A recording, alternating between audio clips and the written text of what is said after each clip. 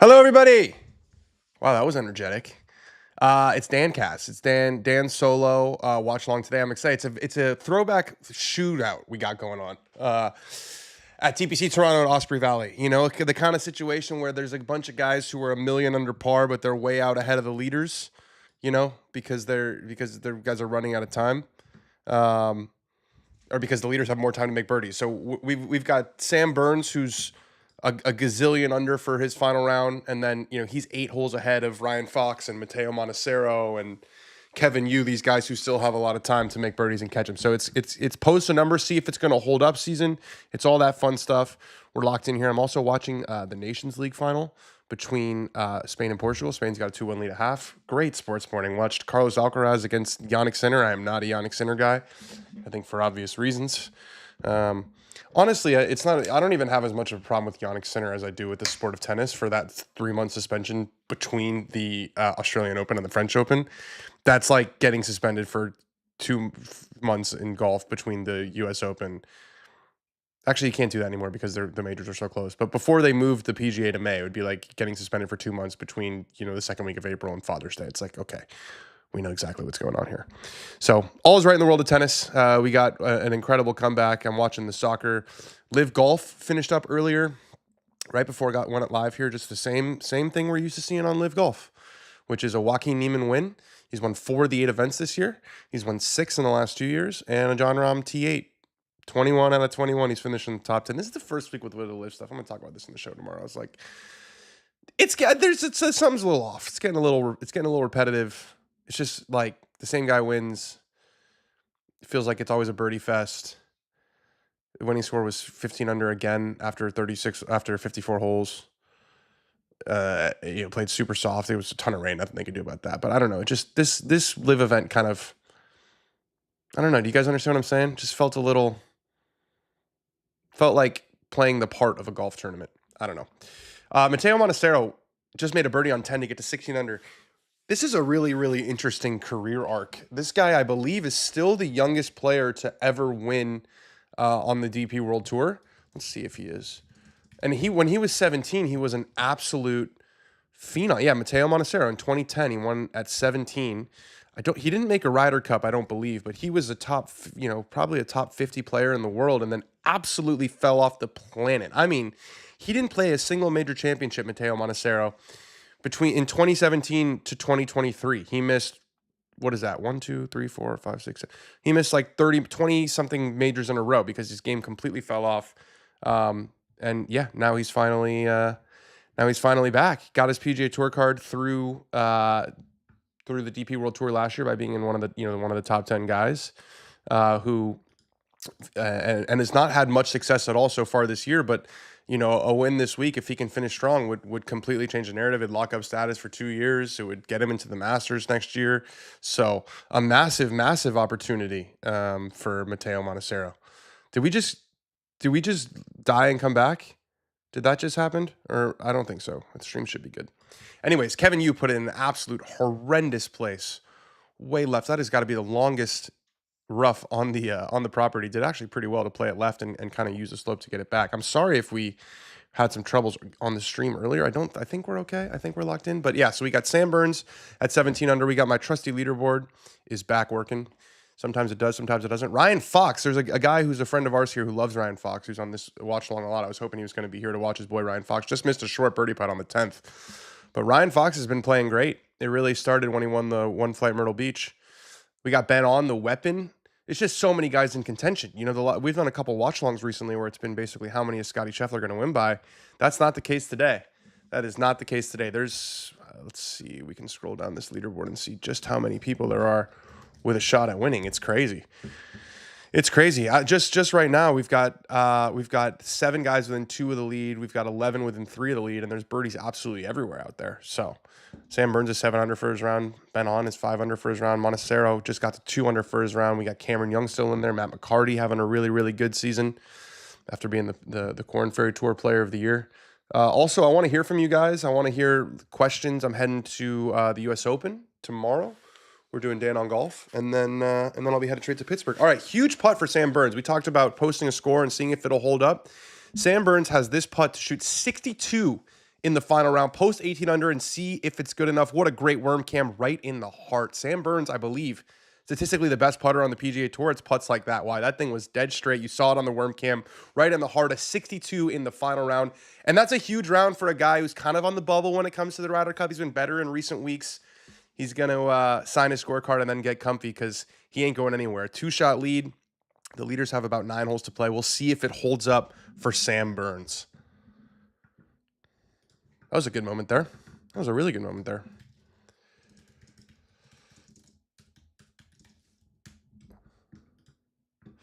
Hey, Team Wormcam. Team Wormcam is here. Mateo Montecero said he chased distance and has killed his game. Good to see him playing good again. Yeah, he's one of the shortest hitters on the PGA Tour statistically. I was actually looking at this. And a stat that I've recently become kind of obsessed with, I don't really know why, but is apex height. I love looking at who hits it the highest and who hits it the lowest on tour. And Montecero is right there with the lowest. He's 176th on tour in apex height. We've got Kevin Yu putting for par on 11 after that absolutely disastrous tee shot, and a kind of a miracle with the second. Gets it to go. What an up and down from Kevin Yu. Oh man. He was dead, the ball way below his feet on a side hill with water long to leave there with a par. That is stealing candy from a baby. Mateo Montecero's average apex height is 78 feet, which is very, very low. Very low. So by comparison, the highest guy on tour is 135 feet, which is obviously very high. But, you know, the best players in the world, let's see where Scheffler, he's not little. Scheffler's at 111 feet. McIlroy is 121 feet. Mateo Montecero, average apex height off the tee, 76 feet. So 100 is kind of like the magic number. I got a fitting over at the Titleist Performance Institute recently. And that was one of the things that we targeted was apex height, because I was having a really hard time getting it above like 85 feet and it wasn't spinning nearly enough. And now I'm hitting absolute moon balls. You guys would love it. You guys would absolutely love it. A little spinny, but I'll take high and spinny. It depends obviously what conditions you're playing, but low and no spin, I was hitting some absolutely wild golf shots. So we need the spin. Spin keeps the ball straight for me. Is the Ryder Cup strictly for just Barstool employees, or will you play again this year? It's strictly for Barstool employees. That's one of the most fun, actually, that I had was playing the Ryder Cup. It was my first time. We got Cameron Young putting for birdie and making it. This guy wears pants everywhere. I don't know if you guys noticed. All these, he made it into the U.S. Open on Monday in the Canada qualifier. No, in the Columbus qualifier. He beat Max Homa and Ricky Fowler, Eric Cole, Chase Johnson. I can't remember Chase's last name. He was the only guy I saw wearing pants in golf's longest day, 36 holes in the heat. He said he wears pants every single day. Dan, wait till you see Mickelson pitch shot today. Unbelievable. Lawrence Myers, I already saw it. We clipped it. We're going to talk about it on the show. I don't care. I have absolutely zero time for any live comments on that. That was an unbelievable golf shot that goes into the pantheon of Phil Mickelson moments. Oh, we got Spain, Portugal, second half too.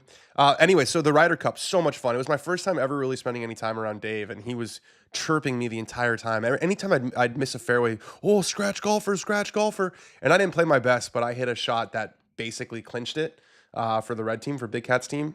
A really, really fun memory. Got to stay in the Carolina that week. That was really fun. Dan, 78 feet is Tiger Stinger, LOL, says Steve Tomogny. Yeah, 76 feet is low. 76 feet is very low off the tee. What did I say about Ryan Fox? There he is, Nat Sharp. Gift of a golf course before Oakmont says PT. Yeah, it's a lot easier. Same thing with Liv though. Both the PGA Tour and Liv playing very gentle, soft setups. It is hard. You don't control Mother Nature, right? I mean, it's raining at Oakmont. It'll probably be Billy Horschel was tweeting me. It was chirping me a little bit on X, on Elon's platform. Speaking of Elon, no, we're not going to talk about Elon. But he was saying that it'll be okay. Look at Oakmont 2016. Yeah, it dried out, but it did play did play easier on Thursday. Did play earlier. Did play easier earlier in the week because of the rain, and I don't see any reason why that's not going to happen again. Speaking of Phil, I also hit a great chip in a match that didn't matter today.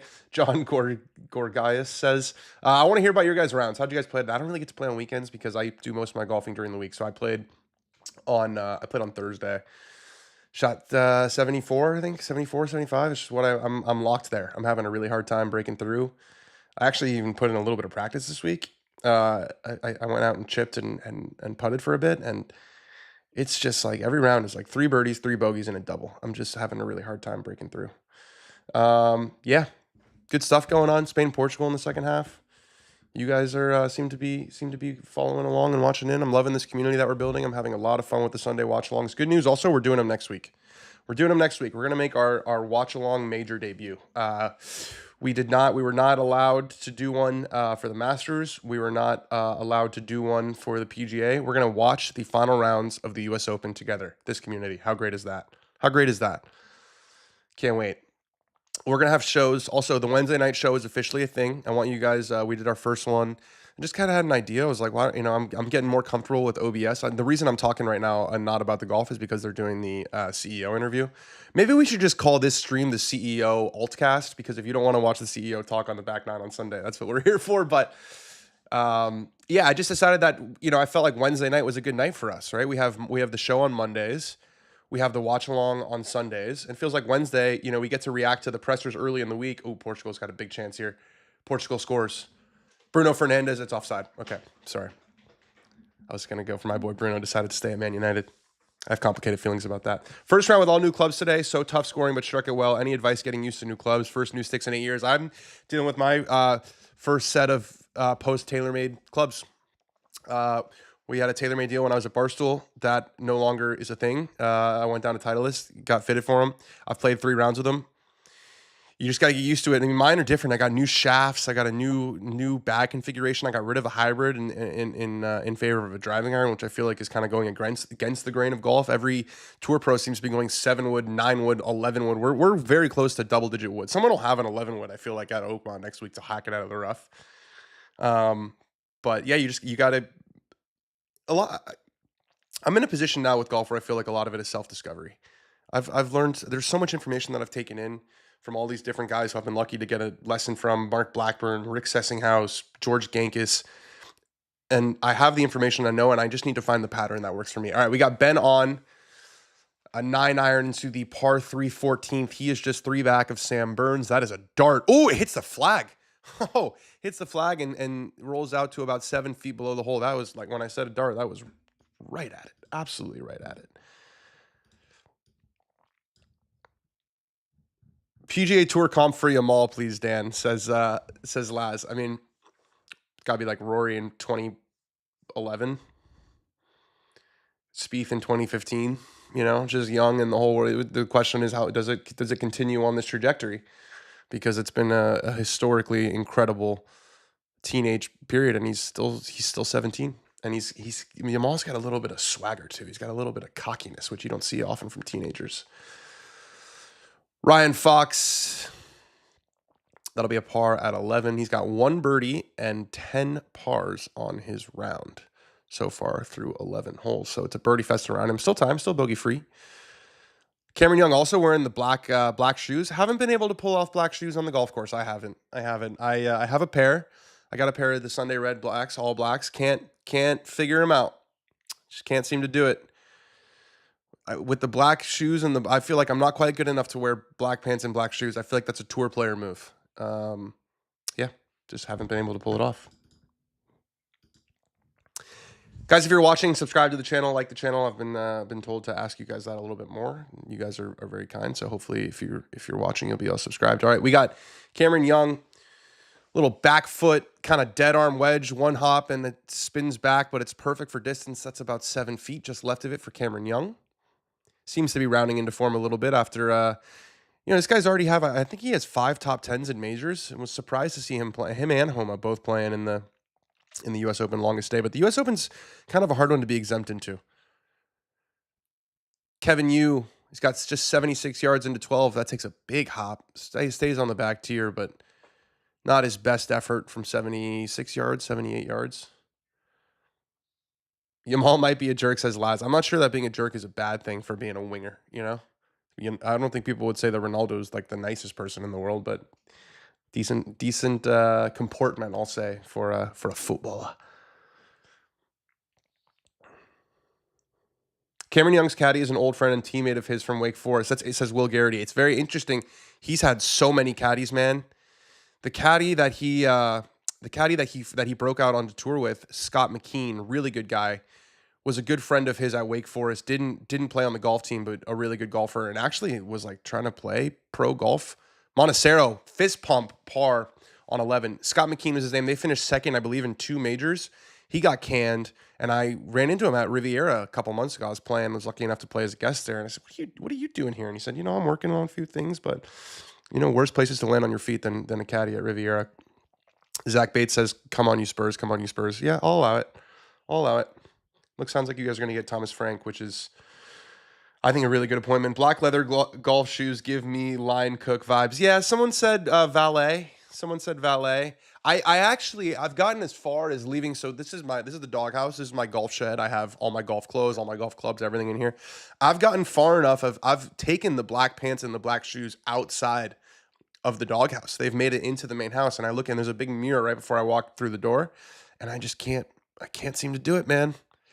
I just can't seem to leave the house wearing them. There's just something about them that I can't seem to pull off. Cameron Young on the commercial, RBC getting their money's worth here. That commercial, I believe, was filmed at Sherwood Country Club. Yeah, that looks like the 18th hole. I can't be the only one who really wants Sam Burns to win this thing. He is due. You're probably not the only one, but I wouldn't say that Sam Burns is like historically a crowd favorite. But he's been playing better recently. So he missed the cut Players, Valspar, Valero, and then T46 at the Masters. But then since then, T13 RBC Heritage are Sam Burns' recent results. T5 at the CJ Cup, Byron Nelson.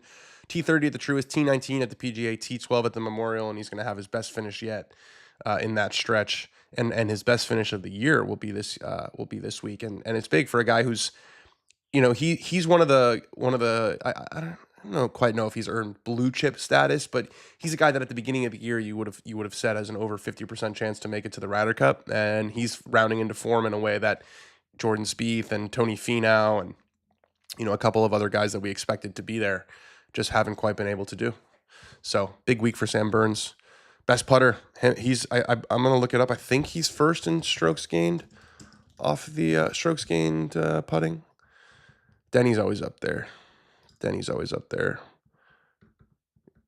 Yeah, he's first in strokes gained putting. 140th in strokes gained tee to green for Sam Burns, and first in strokes gained putting. Don't know if that's going to portend to success next week. I don't think that you're going to be able to just kind of Houdini your way around there with good scoring and good putting. But on the flip side of that, someone you absolutely want in match play, guy who can just absolutely hoop it. If we got him and McNeely and McCarthy on the team, you've got some putters, some really good putters, which I like. I like for Bethpage. So we'll see. Sam Burns is definitely put himself back in the mix.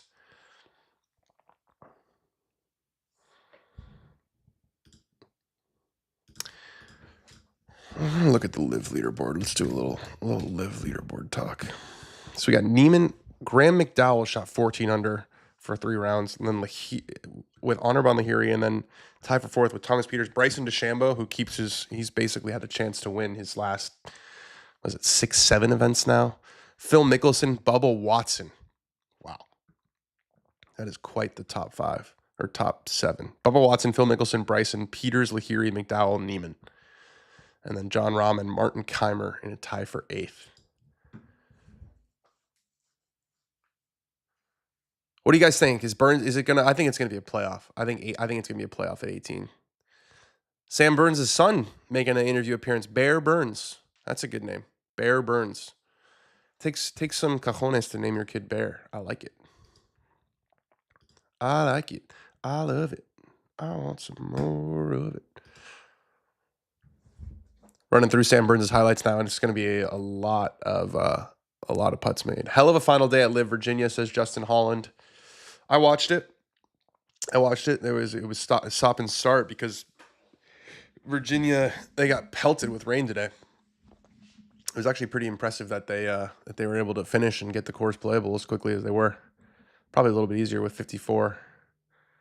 And yeah, you need a shorter window to finish a round when it's a shotgun start. That's not a commentary, it's just a fact. That rink hole looks. I'm bummed I missed it this week. I think I told you guys I was supposed to go to Canada, but I've got some stuff I got to do at Travelers now, and so I committed to Canada to go into Canada before I knew I was going to go to Travelers, and it's just a little bit too much for 3 weeks in a row. So we are had to say no to Canada, but the crowds look amazing. The weather. Alex Bush went. He's kind of manning the stream. Sam Burns minus 150. I'm going to say it's a playoff. Sam Burns is an RBC guy, maybe perfect ending. Yep, he's got that patch on his left. If they had him versus Cameron Young, they would be very, very happy. It'd be a second straight week of the sponsors getting what they want. Remember last week, the sponsors invites into Memorial, we had 3 out of the 4. I think it was Spieth, Fowler, Snedeker, and Kuchar all finished in the top 25, 3 in the top 10. Workday got what they wanted. They got Snedeker and Kuchar in. Those are Workday guys, and they played well. Cam plus 400, Mateo Montecero plus 500 says last. Thank you for the live odds there. We've got Kevin Yu putting for birdie on 12 after that. We'll call it a B plus wedge shot. This is about 12 feet. Should be pretty flat. Looks like it's going to break left at the hole. It does not. It runs out a little bit past it. So Kevin Yu visits the short par 4 12th without, doesn't make birdie, doesn't convert. Taylor Pendrith, Canadian, put in a good showing this week. Be nice to finish with a birdie here, and it just slides by on the high side. Who's your favorite golfer to watch, including Scotty? I like watching Jake Knapp a lot, just because it's easy on the ice. It's just a beautiful, beautiful golf swing. But he's not having a good day. He birdied his first 2, and Jake Knapp is 1 over and 7 shots behind. So he birdied his first 2 and then hasn't made a single birdie since. He's played the rest of the holes in 3 over so far. But I like watching Bryson too. How can you not like watching Bryson? Feels like he's going to be squarely in the mix. Last 5 majors that have been played on U.S. soil, Bryson DeChambeau's been a factor. We got Montecero from the middle of the fairway on 12. Playing a little bit of a bleeder, apex 80 feet, so right on his average, but that's going to miss that ridge and roll a little bit further away. That was not his best. That is a tricky pin, though. It's a tricky pin on 12. We saw it. Kevin Yu wasn't able to get it close. It's downwind, and it's right on top of a ridge, so it's just hard to control trajectory and spin. We've got Cameron Young, RBC's own, to get to 1 back with the black pants and the black shoes, and he's got it. Cameron Young to 17 under. He is just 1 shot back with 3 to play, including the par 5 18th. Is hot take, is Wako the best live player? It's definitely not a hot take on live. He's won half their tournaments this year. But I'll take Bryson. I mean, maybe is he the best player in live golf in that format where the courses tend to be, on the easier side, and it's 3 rounds, and maybe there's something about, the shot, because he's shot some incredible rounds on Sunday to win. He shot 8 under today to win. Maybe he is the best in that format. It's different. It's definitely different from major championship golf because, until the PGA, Neiman had no success in major championship golf. Finally got his first top 10, and a lot of confidence going into Oakmont. Matt McCarty, this is tracking. That'll be a birdie for Mr. McCarty. I gained a lot of respect for McCarty. Well, ooh, did Ronaldo just score? Yeah, he did, and he just hit everyone with the Calma too. He's saying 1 more. Wow, Ronaldo. Isn't he saying 1 more year so he can play? It's crazy that Ronaldo still starts. But he did just score, and he just kissed the ball. So 2-2, Portugal, Spain. Great sports day, guys. Great sports day. I feel very lucky to be here watching with you guys. He shoot 59? Nope. No 59s. He did not shoot 50. Oh, he shot 59 on live. Yes, he did shoot 59 on live. Bryson DeChambeau shot 58 on live. All right, Montecero from way downtown on 12. That'll be a par. Good speed. Oh, Ronaldo got a little tap in. More impact next season. Cunha or Fernandez for your Devils. I'm hoping Mbeumo, man. I'm not settling for just Cunha or Bruno. But I'm excited. It'll be interesting to see Fernandez. Bruno's going to play, I guess, as a deep relying as an 8 all next year. Especially if we get Mbeumo and Cunha, those are going to be the 2 10s. So, but this is not a soccer stream. It's kind of a soccer stream. All right, Ryan Fox for birdie on 12. That tricky pin right on top of the ridge. It just slides by on the low side. That's going to be pars from Fox and Montecero. We're giving them both those. Yeah. They're both in there.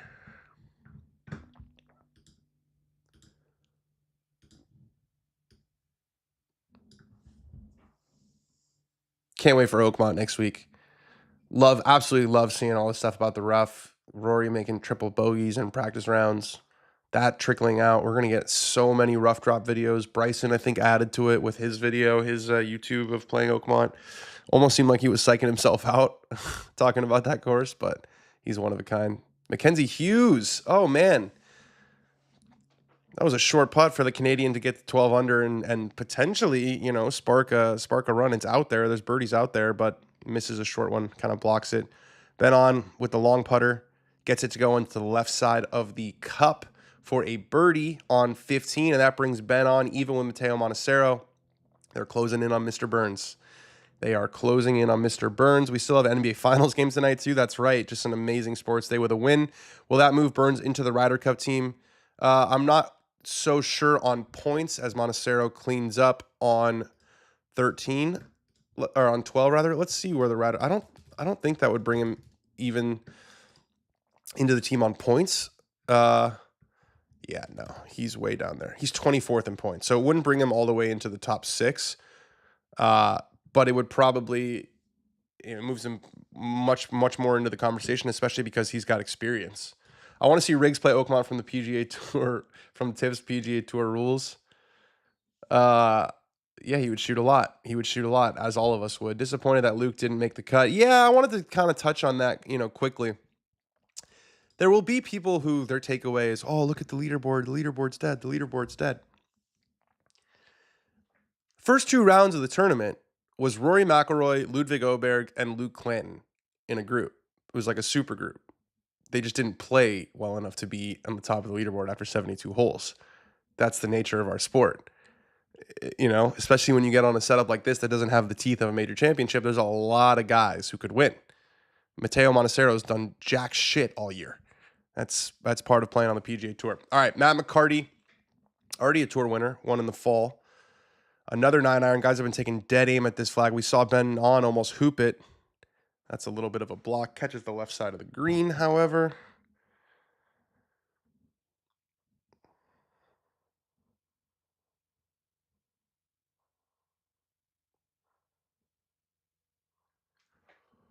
Glad Sargent played pretty well this week. Yep, Josh Sargent. Josh Sargent's a soccer player. You guys, my brain is in football land right now. Gordon Sargent, he shot 1 under this week, which he hadn't shot under par in, I believe, his last 7 college events, to the point where Vanderbilt didn't even bring him to regionals or to the national championship outside the top 500 in the college rankings. So, yeah, that was a positive.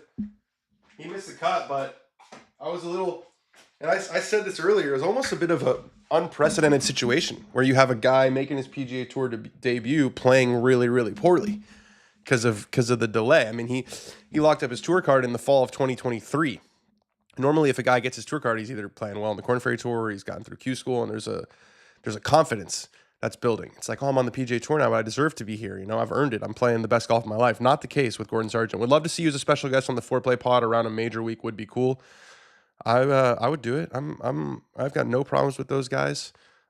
Still, Bush, obviously, who I worked with at Barstool, now works with us, and I still talk to Brendan and Jared, a couple of the producers. We have a very healthy group chat, and saw Riggs at Quail Hollow. We had a great time, so I would do it for sure.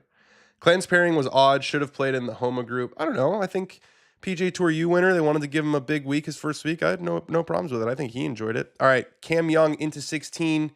That is well right of the hole. That was a bit of a missed opportunity there. Not a bit, but a pretty big missed opportunity there. He's got 3 holes left, right in the middle of the fairway. That was a good look, and he blocked it pretty good.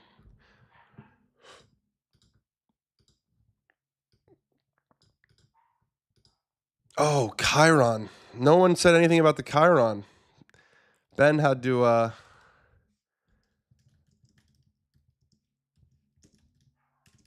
remind me of the Chiron. You guys are sleeping at the wheel. All right, well, here's the Chiron. Change. Bang. Not Burns. The old apostrophe in the wrong place. Happens to the best of us, doesn't it? Never liked apostrophes, especially with S last names. Really only with S last names. Other than that, I got no problem with apostrophes. They're not that difficult unless there's an S last name involved. Commercial time. watching the soccer. Life is good. Hanging out with you guys. Anyone else play good this weekend? Play bad this weekend? Play mediocre this weekend like me? Did you ever go to Virginia for the college trips? If so, how good is Ben James? Says Steve Tomgani. I have not been to Virginia. I actually was messaging with their assistant coach earlier this week. They won their first ACC title, which was very surprising to me that they had never won it before, and they got to the national championship match. So I'm gonna soft commit that we're going there in the fall. They seem open to it. Ben James is an amazing player. Reminds me a lot of DJ.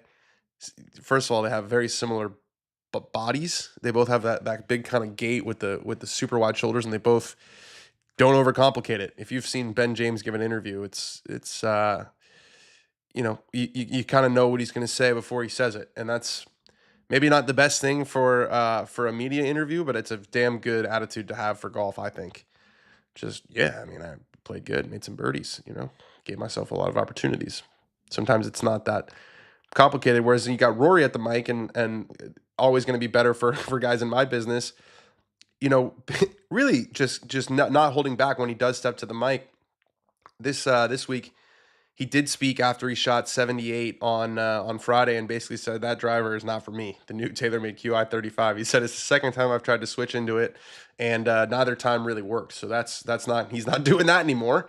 They'll have and TaylorMade's on the yearly schedule, so they'll have a new one that'll come out next year. I would imagine that Rory's experiment with the QI35 is over. So he admitted that, and he also admitted to having motivation issues. Saying there's this thing you want in your life for so long, and it happens. And I think I predicted this, and I think a lot of people did that, said, oh, Rory was going to go on this run, and it's still possible, right? I still think that if he's in contention in a major, it's going to feel different than it did before. But it seems to have gone the other way, at least initially, right? Where it's actually sort of forced him to look around and smell the roses, which is what you would tell your buddy to do. If they accomplish something that they've been working for their whole life, you'd say enjoy it a little bit. But that's not what we expect out of our athletes.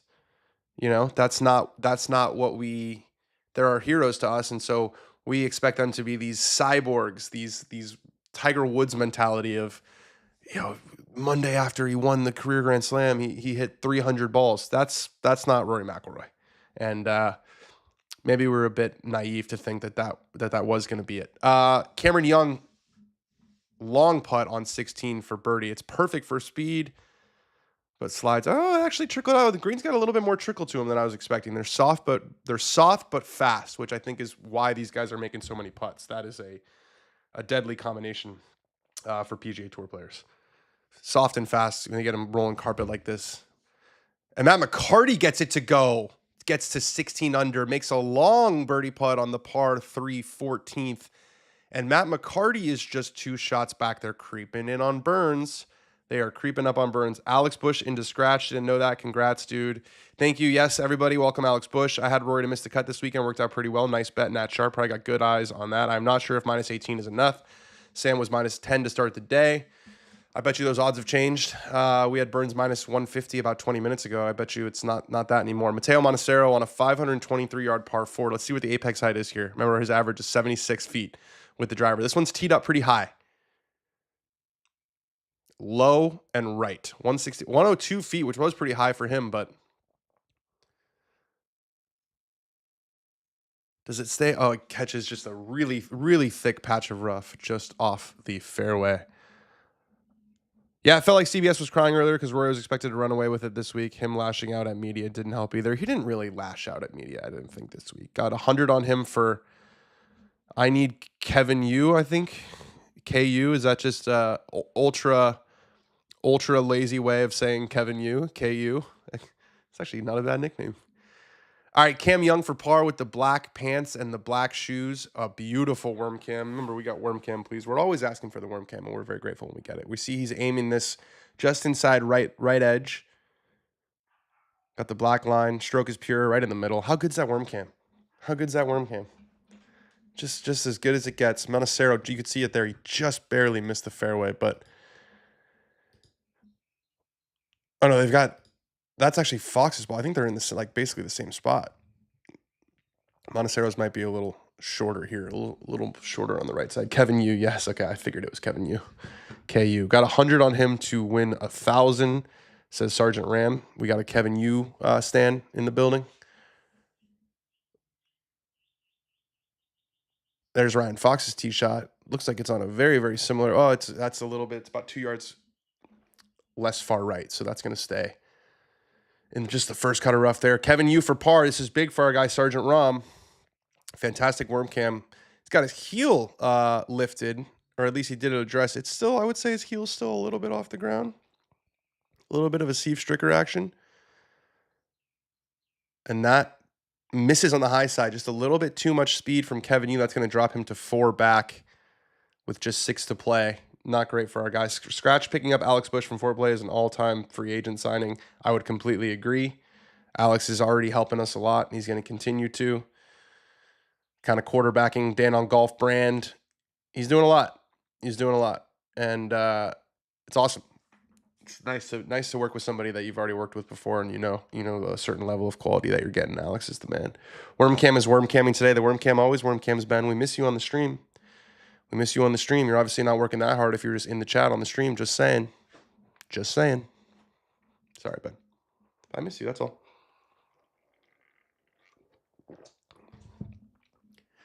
Mackenzie Hughes for birdie on 14, showing a little bit of love to the Canadian here on the broadcast. Still getting quite a bit of coverage despite not really having a chance to win the tournament. That's going to miss on the low side. Ignacio coming out for Renato Vega. It's about 20 minutes left in the Portugal-Spain Nations League final. That's on Fox if you want to get the full D-Rap experience. Go throw in one of these zones. Ben on from the fairway on 16. That looks like it's going right. It is going right. Pretty similar spot to where Cameron Young putted from. Whatever happened to Shane Lowry? He was up there earlier today, wasn't he? He was like 5 under through his first 4. Yes, kind of a similar round to Jake Knapp. He was 5 under through his first 4 and then played the rest in 2 over. He's going to finish tied for 12th with Ludwig Oberg. A little bit better recently from Ludwig. Kind of a strange year, but I think he shot 66 in the final round of Memorial and then a bunch of rounds in the 60s this week, 65, 66 over the weekend. Don't sleep on Ludwig. Odds are probably juicy for next week. Cameron Young on 17. He's 1 shot back. This is a very important tee shot. 530 yards. He does his signature pause at the top, and both caddies are pointing well right. Ooh, that is a foul ball. That is way in the trees. Looks like they've got eyes on it, but that's going to turn that into a 3-shot hole for Cameron Young.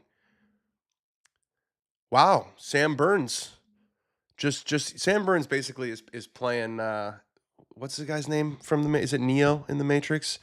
He's just dodging bullets all day, seeing if he can hold on. If 18 is going to be good enough. What a huge putt that was at the last hole to post 18 instead of 17. I was hoping I'd be able to hear some updates. Haha, no. Oh, you're not watching. You're not watching, Kevin Yu. Not a stand. Kalshi had him low. Not sure what that means, but I'm happy to give you the Kevin Yu updates. But I can't make him make more birdies. That's not something that's within my my realm of capabilities. We got Montecero. Looks like that rough is a little sneak peek of Oakmont. That was a full-on whack at a ball way down in the rough, and one hand came off, and that thing didn't carry more than 40 or 50 yards. So it looks like he caught the thickest rough out there.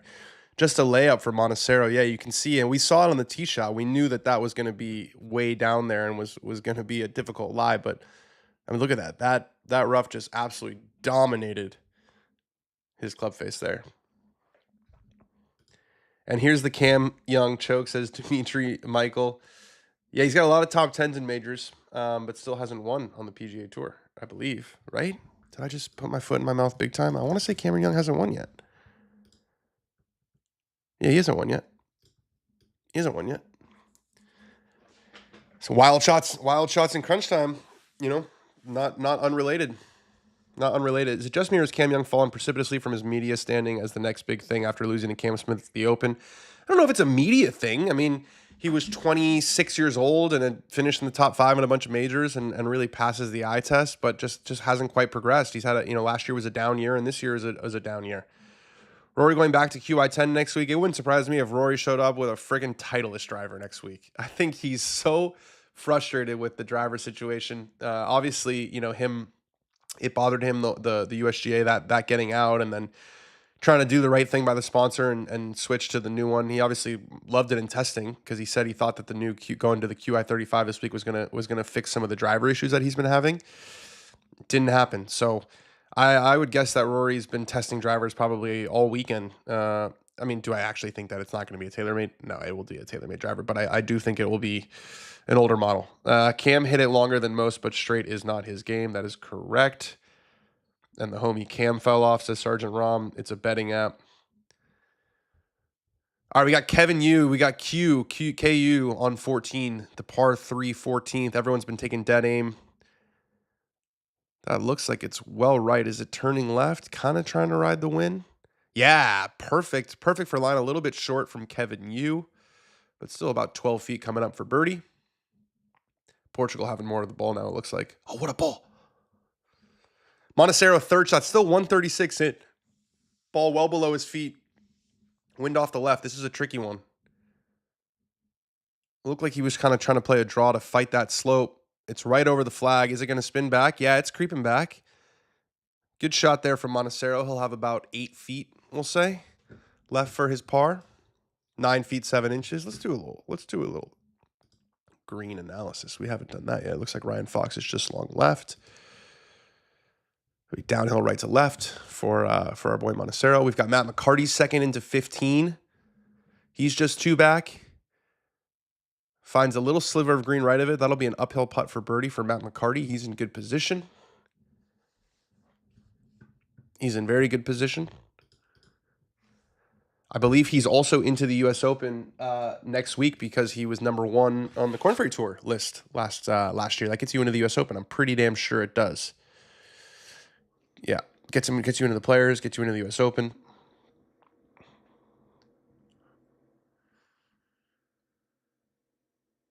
And we got Ryan Fox. He's got a wedge in hand. Wow, he's found some flowers. Is that Ryan Fox's ball? Or no, that's Cam Young's ball. I was going to say, that rough can't be around the green.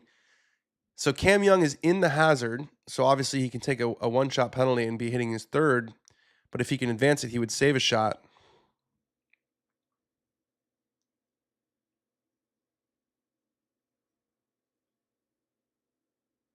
Giving us a little update on the, wow, you just want to talk about a shootout. 24 under with 9 holes still to play on the Korn Ferry Tour. Austin Smotherman, 22 under. Team event over in the seniors, Thomas Bjorn and Darren Clark got the W. Jennifer Kupcho's got a one-shot lead, it looks like, in New Jersey with 1 hole to play. We got Ryan Fox here on 13.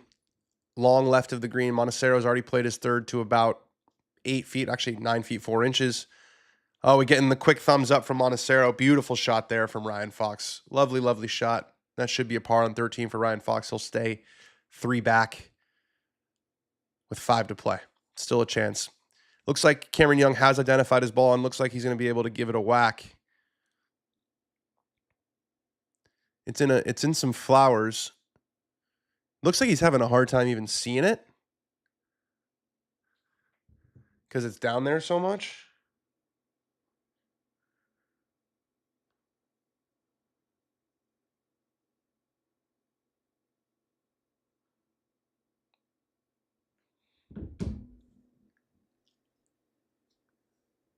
You're going to have to tell those people to move. You do not have control of where this one's going to go. That cameraman is not... That cameraman was trying his luck there. I don't think he's going to be satisfied with where he is now either. I think he's going to tell him to move again. I think that camera guy, as soon as Cameron Young looks up, I think he's going to say, camera guy. He's going right over those people. Gives it a whack. Ton of turf comes up on the wedge. Let's see. Did he get it back into the fairway? Did Cameron Young? I can't tell. It looks like yes. Cameron Young get it back in the fairway on 17? Let's see. See you later, AWS. Fortunate to find it, man. That's a little bit of a cutout. That thing, if that hit a tree earlier, it could have been who knows where. Look at how much foliage Cam Young dislodged before he even got to the golf ball. That was one where you squeeze onto it as tight as you can, and you just hope that it goes somewhere close to where you're looking. Foxy only makes lovely shots, says Nat Sharp. Denny McCarthy or Ben Griffin for Ryder Cup if you had to pick right now. I've been standing. Oh, what a putt from Matteo Montecero to stay. That's a hell of a par save. That'll feel like a birdie. Very European shirt he's wearing today. Very European shirt from the Italian. Yannick Sinner couldn't get it done this morning. Let's see if Matteo Montecero can get it done this afternoon.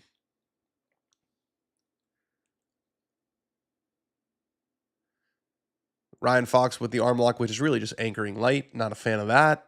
Don't hate the player, hate the game. Rule shouldn't be what it is. Makes his par.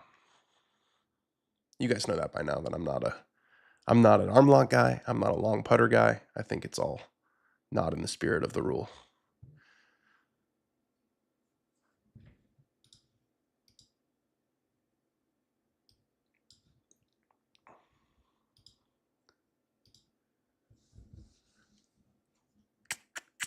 All right, we've got Ben on with another long putter on 16. Very similar putt to the one that Cam Young had.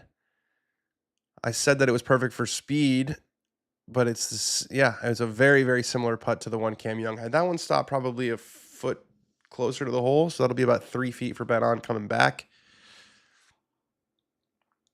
Someone asked Ben what brand Montecero is repping. Euro Polo is dope. It's Chevro, Chevro, I think. One of those brands that if you watch the DP World Tour, you're very familiar with. If you watch the PGA Tour, you've probably never seen it. Okay, Cameron Young, Tourcast, that camera angle was deceiving. It looks like he's in the rough way up here, short of the bunker. Kevin Yu for birdie, probably needs to get this to go. A really, really good look to get to 15 under. He's got it. Right in the heart. Chervo, Chervo, says Ben, our fashion correspondent, our fashion consigliere. So Kevin Yu's just 3 back. KU still alive, to our boy who has KU.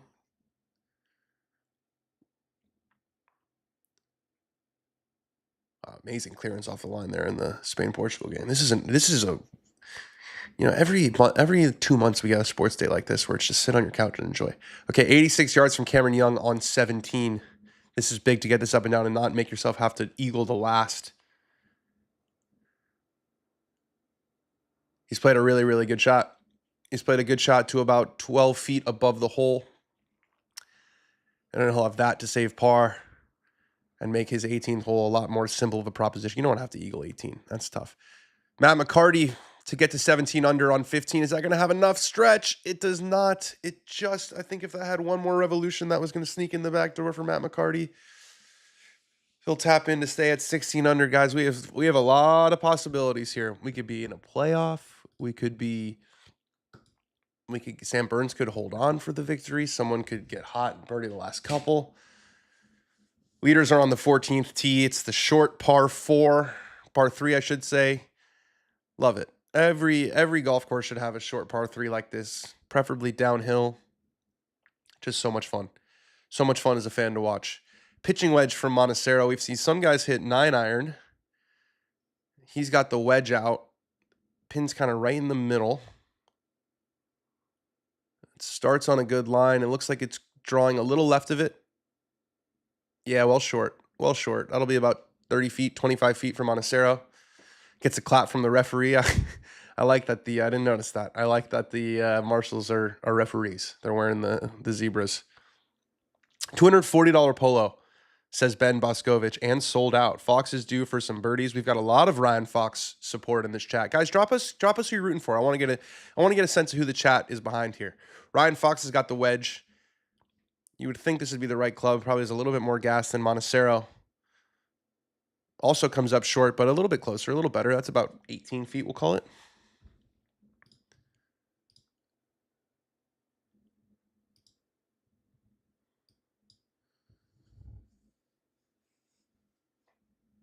La Association de Golf de Canada. That was a weird accent there. I apologize. Good looking out. I'm watching the football game, so I'm listening to yours. You got to get the 2-screen setup, man. I'm watching both. It's pretty iconic. May I recommend, if you don't have all the space for a second TV, there's this isn't even an ad. It's called the LG It's been made by LG. I want to say it's called the Lean On Me or something. It's a TV on wheels. It's a TV on wheels, and I've got one. And you should get one too. It's great. Just hooks up to Wi-Fi. It's basically just a big iPad on a stand. Cameron Spieth is who Josh Morgan's rooting for. Don't know if that's a autocorrect or if you know something that I don't. Carter Norton's pulling for Matt McCarty, I believe. Matt McCarty, Sam Burns playoff is inevitable, says Tropics. Might have been McCarty outright if he had made that putt. Ronaldo's off. Cristiano's coming off. And Gonçalo Ramos is coming on for Portugal. And the captain's armband goes on to Bruno Fernandes. He knows how to handle that armband. I need Fox to beat KU and Sammy B to win it all, says Mr. Rob D23. Man, if you had Burns before this round, good looking out. He was way back to start the day. Way back to start the day. Can't wait for Oakmont tomorrow, man. I'm really excited to get to Pittsburgh. I like Pittsburgh. I haven't been there in a long time. Played Oakmont. I was lucky enough to play Oakmont and Laurel Valley, which is about an hour outside of Pittsburgh. Did that trip a couple years ago. Pittsburgh, very cool. I'm staying right downtown, which is a little bit far from the golf course, but when you tend to book hotels last minute, like I do on major weeks, usually you don't get the best options. That's kind of how that goes.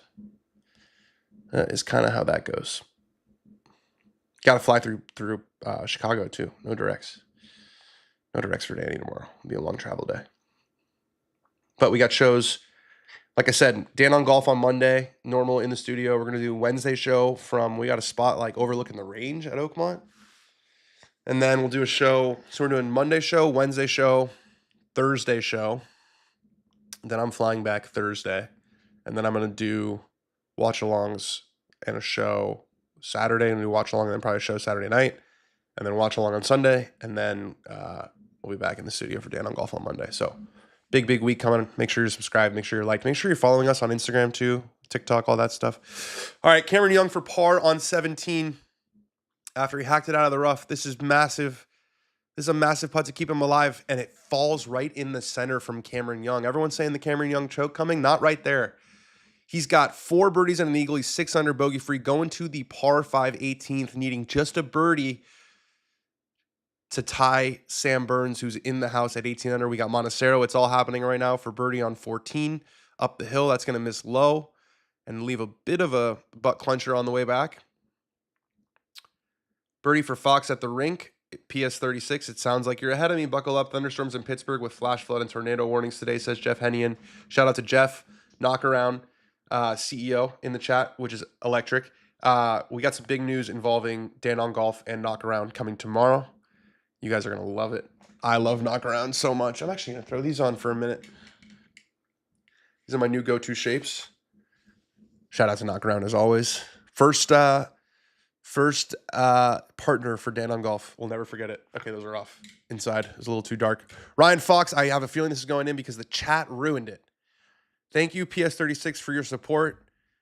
But keep in mind that you're probably a little bit ahead of me. Ryan Fox moves to 16 under. We got Fox, Montecero, Ben on, Matt McCarty at 16 under. Cameron Young at 17 under. Sam Burns trying to dodge as many bullets as he can. I don't think that 18 is going to be enough. That is huge that Cameron Young found his ball on 17. Matt McCarty tee shot on 16. I got some long par 4s on this course coming in. I've seen a couple in the 5 range. That is well right. It looks like those people saw it go by. We've got a gentleman in black shorts running to see it. So another wayward tee shot. We're into, only 2 minutes of extra time in the Portugal, Spain. You don't see that very often. So it looks like we're going to extra time there. Oh my God, the sports are giving me happiness. Sports are giving me happiness. Happens all the time. We're so lucky that these things exist. You guys watch the tennis this morning? Oof. Few things better than like a epic tennis match. You know, it's like a one-on-one soccer golf battle, but there's the physical aspect. They were out there for 5.5 hours. What would a win do for Burns' chance to sneak into the Ryder Cup? It would increase him a lot, and he's a guy who's got some name pedigree. So if he's playing well and it's like kind of a toss-up between him and someone like Danny McCarthy or a Maverick McNeely at the end of the day, his experience might prove definitive decisive, I should say. Ben On with a dart into 17. There it is, Ben On. That's about 3 feet for Ben On to get to 17 under, and they continue to creep up. And Sam Burns is hanging out and trying to dodge a lot of bullets, but you can only dodge so many. Cam Young, tee shot on 18. This is big. Needs a birdie to tie and get into at least a playoff with Sam Burns to stay alive in the tournament. That one finds the fairway. Cupcho for the win. I take it that she got it done.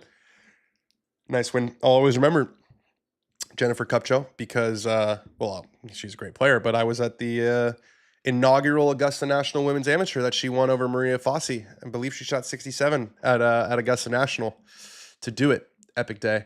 Did Dan peek in on Live Virginia? What a marathon. I did peek in. Well, I watched it before the watch along came on. I thought it was going to be around the same time, but they had to move it up because of weather. Joaquin Neiman, man, that guy has won so much money on Live. It's crazy. All right, Ryan Fox on 15 with the driver. Very athletic golf swing. Sort of similar to Neiman with the side bend. We're side bend appreciators on this channel. That's right into the middle of the fairway. Amazing drone, top tracer, hybrid situation. The golf broadcasts have gotten so much better with the trackers. If you go watch we have all the access to all the archive footage and stuff. So sometimes I'll go back and watch, Tiger win a random tournament in 2007 because why not? And it's just amazing how in the dark we were. You just see the ball flying, and honestly, it made the walking announcer's job way more important because they actually could tell you if it's going in the fairway. Not now, they can say, but they don't know as well as the thing that takes the data and mathematically figures out if it's going in the fairway or not. All right, Montecero, driver on 15.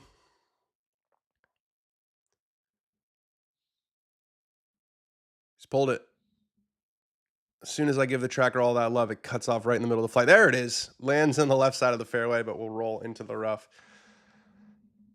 That's sort of indicative of why Montecero struggled a little bit this year on tours. 270 carry, pull left, like you just you get away with tee shots like that a lot more in Europe on the European tour than you do on the PGA tour. You just do. Let's see what Mateo's stats are this year.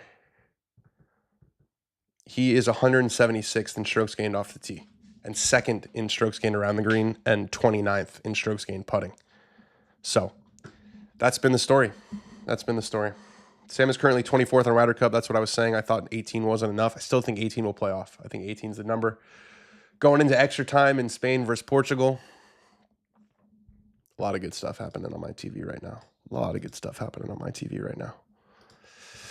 All right. We got Kevin Yu, KU as he's known in this community, on this chat, for birdie.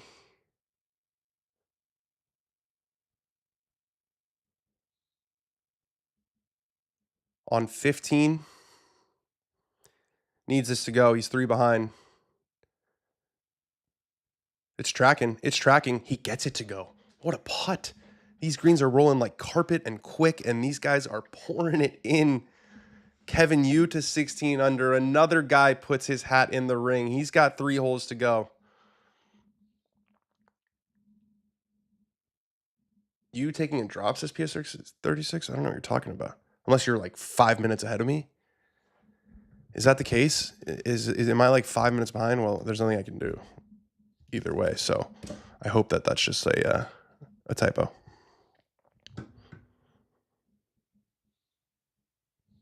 It doesn't look like you took a drop. Yeah, I'm going to say that was just a typo from PS36. Cameron Young. What is Cameron Young? He's got 260 in, so he's going to have no problem getting there in 2. Could we see an eagle from Cameron Young at the last? Still chasing his first victory. Could be an absolutely massive week for Cameron Young. The irony, of course, being that if he didn't make it on Monday and won this tournament, he probably, would he get into the U.S. Open next week? I don't know. Maybe not. I think the world ranking cutoff is probably, it's probably done. There's probably no more spots. Wow, Lee Hodges, talk about a sleepy round of golf on a Sunday. Birdied the first hole to get to 14 under, put his nose right in it. Put his nose right in it? No. Put himself in contention and then has made all pars since. Cameron Young, second shot, 177 ball speed with a 3-wood. It's a power draw. That thing is going forever. Yeah, that flies the green. Lands right next to a camera. It actually looks like it's a pretty decent lie. And it has, if it is a decent lie and he opts to keep that, I don't know where the drop would be. It's doable. He's got enough green to work with. But that was, I mean, that probably went 280 yards in the air. Just an absolute missile of a 3-wood. Drawing 177 ball speed with a 3-wood. It's crazy. I remember when 177 was fast with driver. It wasn't that long ago. Oh, McCarty's caught a break. He's in some wood chips, and being a lefty, you can get around that tree no problem. That was a big break to find a clean lie there. He's played a low one that just finishes just short and right of the green. He's got a lot of green to work with. That was a break for Matt McCarty right there. Absolutely a break. All right, Ben on to get to 17 under. He missed it. Ben on missed the 3-footer on 17, and now he's got an eagle 18 to have a chance. Sam Burns just saw a bullet fly right by. He dodges one right there.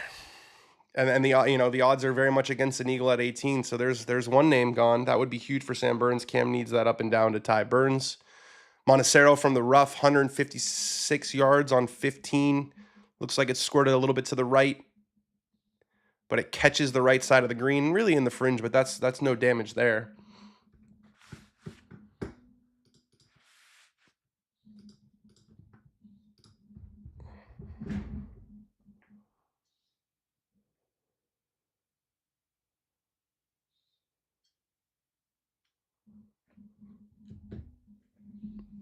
All right, Ryan Fox from the middle of the fairway, 304-yard tee shot. He's got 115 in. It's on a perfect line, and it's perfect for distance. Ryan Fox. We've got some Ryan Fox fans. They're cheering right now because that's about 2.5 feet for birdie for Ryan Fox to get to 17 under. Another guy who is creeping towards Sam Burns. We got Matt McCarty here. After that break with the tee shot, his third into 16. He's playing a low one. It checks, it trickles, it scares the hole, but it rolls past the shadow of the flagstick. Just a little bit too much mustard on that one. A good 13 feet, 14 feet coming back for par for Matt McCarty. Has Sam Burns passed Denny McCarthy for best putter on tour yet? No. I'm going to need to... Denny's earned it. Denny's earned that. Sam's up there. Sam is definitely in the top 5, but I'm still giving Denny the look. I'd love to have we should do a putting contest between those guys. A little PGA Tour skills challenge, big break. Get Sam Burns and Denny McCarthy on a mini golf course and just watch them hit their line absolutely everywhere. Ryan Fox, 19 under final score, says Nat Sharp. That would do it. The Kiwi love. Matthew Skyton says Kiwi with a bunch of exclamation points. Go Ryan, says Stan H. PS 36 cents is a playoff. Yeah, I feel like it's going to be a playoff at 18. I've said that since Sam Burns holed that putt at the last. All right. We've located Cameron Smith's ball. It went 274 yards in the air. Carried 274. Probably thought it was going to go into that bunker long, but he's right next to a tree, but it looks like a decent lie. The green will slope away from him. There is... the greens don't seem to be crazy firm. They're fast, but they're not crazy firm. So if he can get some height on it, it should take a lot of the heat out of it. But let's see. David Skin's going to go first. David Skins, by the way, a couple years ago was a 47-year-old rookie on the PGA Tour. All-time grinder, that guy. He's probably close to 50, David Skins now, I would think. I was so wrong. He was 41 when he was a rookie, and he's 43 now. So there you go. Just fake news.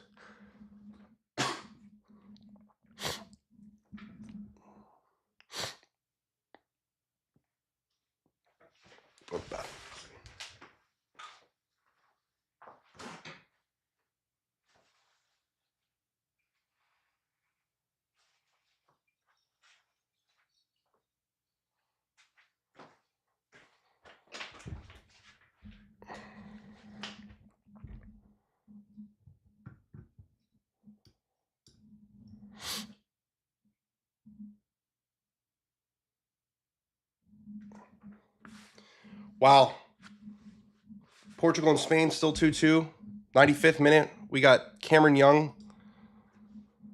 So he's got his ball. He's got a decent lie. Like I said, this has got to come in high and soft. That is the key. High and soft. Because there is water long, but again, there's enough room that he should be okay. He looks like he's playing a low one. See, I thought this was going to be a flopper, but he looks like he's going to try to land this short. Am I seeing that right?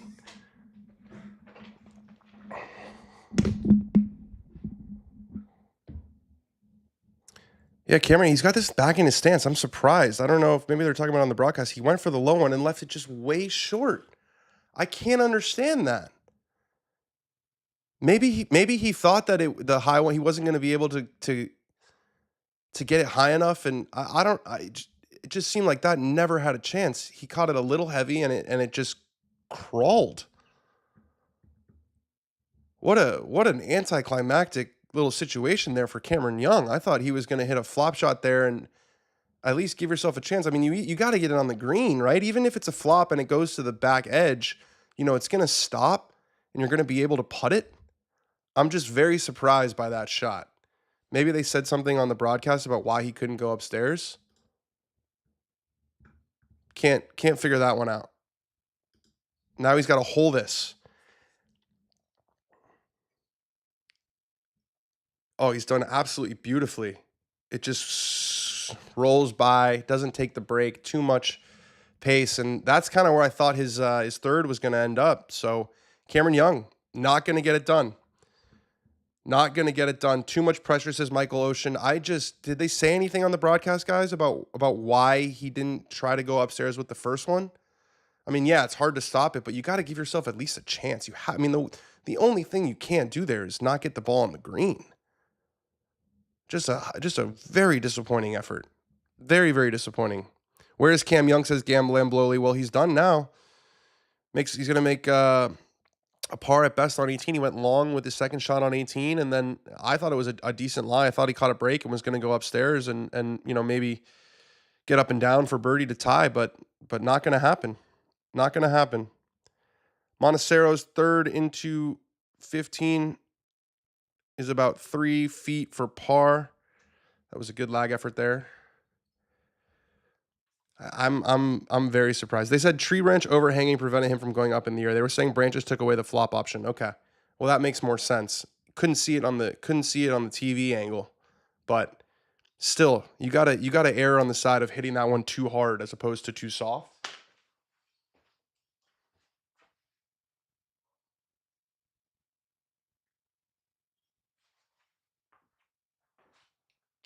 You got to give yourself a chance there.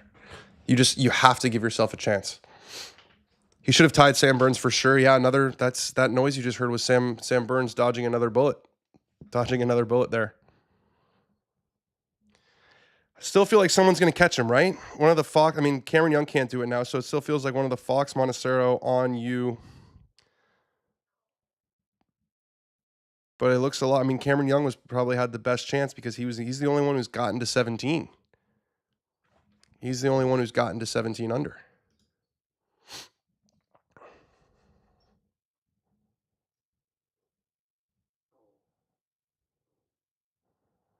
All right, Cam Young for par, but this is just academic at this point. For par on 18. It's not academic for the caddy. We'll be very interested. Wow, big no penalty call in the Portugal-Spain. Great worm cam from Cameron Young. Wouldn't it be awesome if this was for birdie to tie? Wouldn't that have been just fantastic? Looks like he's aiming this left. Is it going to break right? No, it breaks left. That's a bogey from Cameron Young. That's really disappointing. That is just really, really disappointing. Middle of the fairway, 260 yards. There are still bullets for Sam to dodge. That's absolutely right, Joseph Boza, but he's just dodged a really, really big one. He's just dodged a really big one with Cameron Young not birdieing the 18th. In fact, making a bogey to shoot 65 over the weekend. He's still in the U.S. Open. He's still playing, well. But that's going to sting. That's going to sting because he was in the middle of the fairway from 260, and a birdie would have gotten him into a playoff, or at least tied Sam Burns.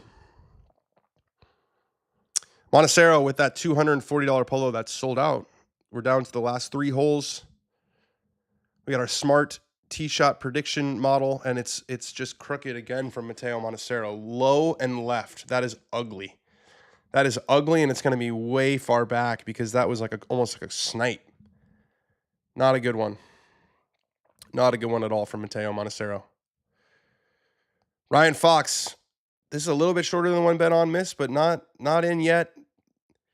All right, Fox gets it to 17 under. So there's the next bullet that Sam Burns has got to have his eye firmly locked in on. Ryan Fox is 17 under through 15 holes and just 1 shot behind, and there's a par 5 coming up for Ryan Fox.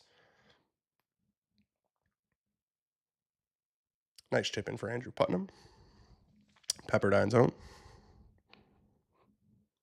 Wow, they're brawling in the Portugal-Spain game. They are brawling. Those are 2 historical rivals. No love lost, as they say. No love lost between those 2.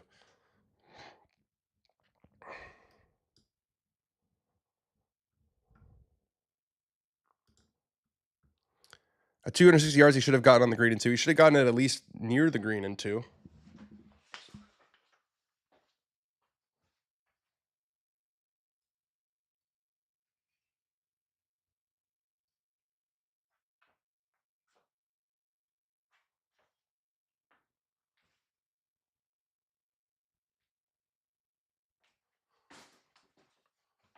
Fox.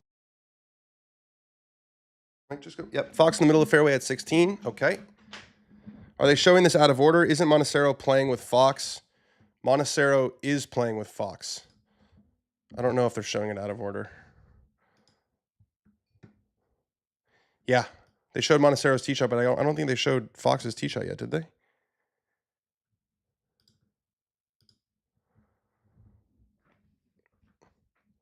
So it looks like it's going to be either. I mean, there's still time for the other guys, but it sure seems like it's going to be Ryan Fox and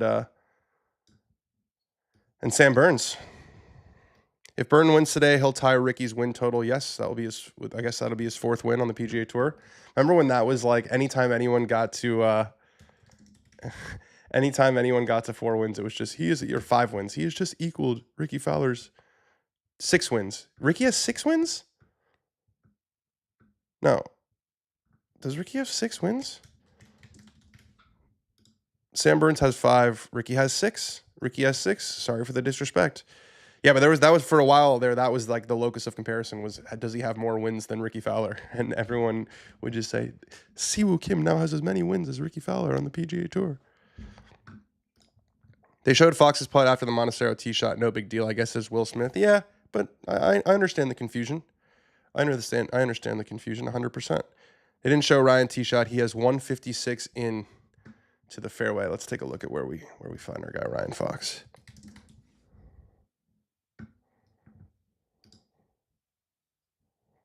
Yeah, 156 right down Main Street. I mean, Montecero, they don't even have Monteceros. Monteceros was like right over here. So he's going to have like 190 out of the rough. You just can't put that much stress. You just can't put that much stress on the rest of your game with the poor driving. Sometimes I have to do that to refocus the camera. Fox Burns playoff, hopefully, says Lawrence Myers. Yeah, we might get a playoff and a penalty shootout. Could you guys imagine that? Portugal's putting pressure, but hasn't found the breakthrough yet. Still in a commercial on CBS. We're out of the commercial now on CBS. We've got Kevin Yu for birdie on 16. Very similar to where Ben On was. Very similar to where Cameron Young was. We know this is fast past the hole. We know this putt trickles. That's the best speed we've seen of the bunch, but that misses on the high side. 207 for Mateo. Yeah, it's just too much stress. All right, Ben On had to lay up on 18, so this has to go in, or that's another bullet that Sam Burns has dodged. I don't think that's going in. Oh my goodness, was that a big miss? What's going on? Why is everyone hitting it so far past the hole on 18? Okay, that's another bullet dodged by Sam Burns. Another guy who now has no chance. So he's successfully dodged Cameron Young. He's successfully dodged Ben On. And Montecero's in a spot of bother. Why are they not showing Montecero? Fox to Eagle 18 for the win, says Stan H. That would be a scene, but I don't know. Is he going to hit it 30 yards long of the green like everyone else has on 18? Ryan Fox, very similar shades to the cat. I always love when the caddy and the player are rocking similar shades. You know, wow, Yamal just took a shot from like 35 yards. That's the confidence I was talking about. All right, Montecero looks like he's got a decent lie. He's avoided the high stuff. He's got 205 into the green though.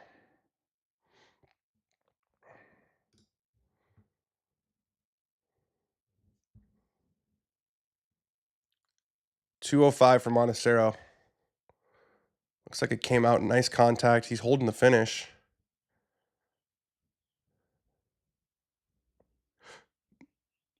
Camera lost it. Looked like he was headed to the right side of the green. I don't know if I just can't see that, but I don't see it. Ryan Fox, pitching wedge, 147. This is the next guy that Burns has got to dodge. Pitching wedge, just a baby cut. It's cutting more now. Yeah, they're having a hard time getting back to that pin on 16. That's a little bit closer than we saw Kevin Yu and Ben On and Cameron Young, but not a over 50% putt. So not bad. 25 feet, 24 feet, rolled off the right about Montecero. So he's gonna have to get that one up and down. But that's what he's been doing. He's been, you know, all year. He's been having his short game bail him out. So we'll see if it does it again.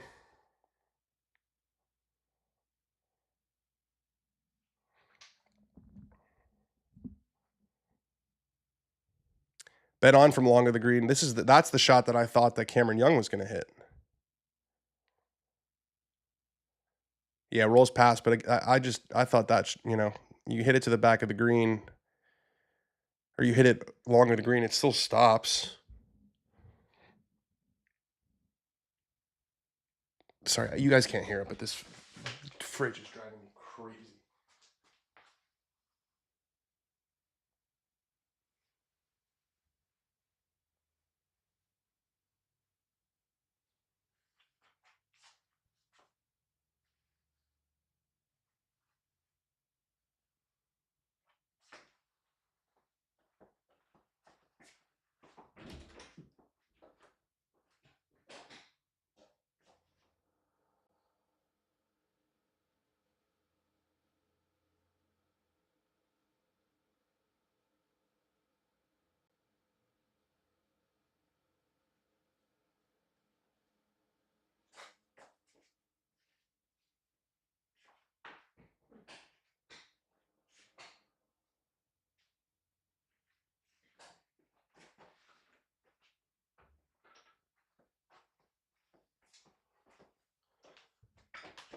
Okay.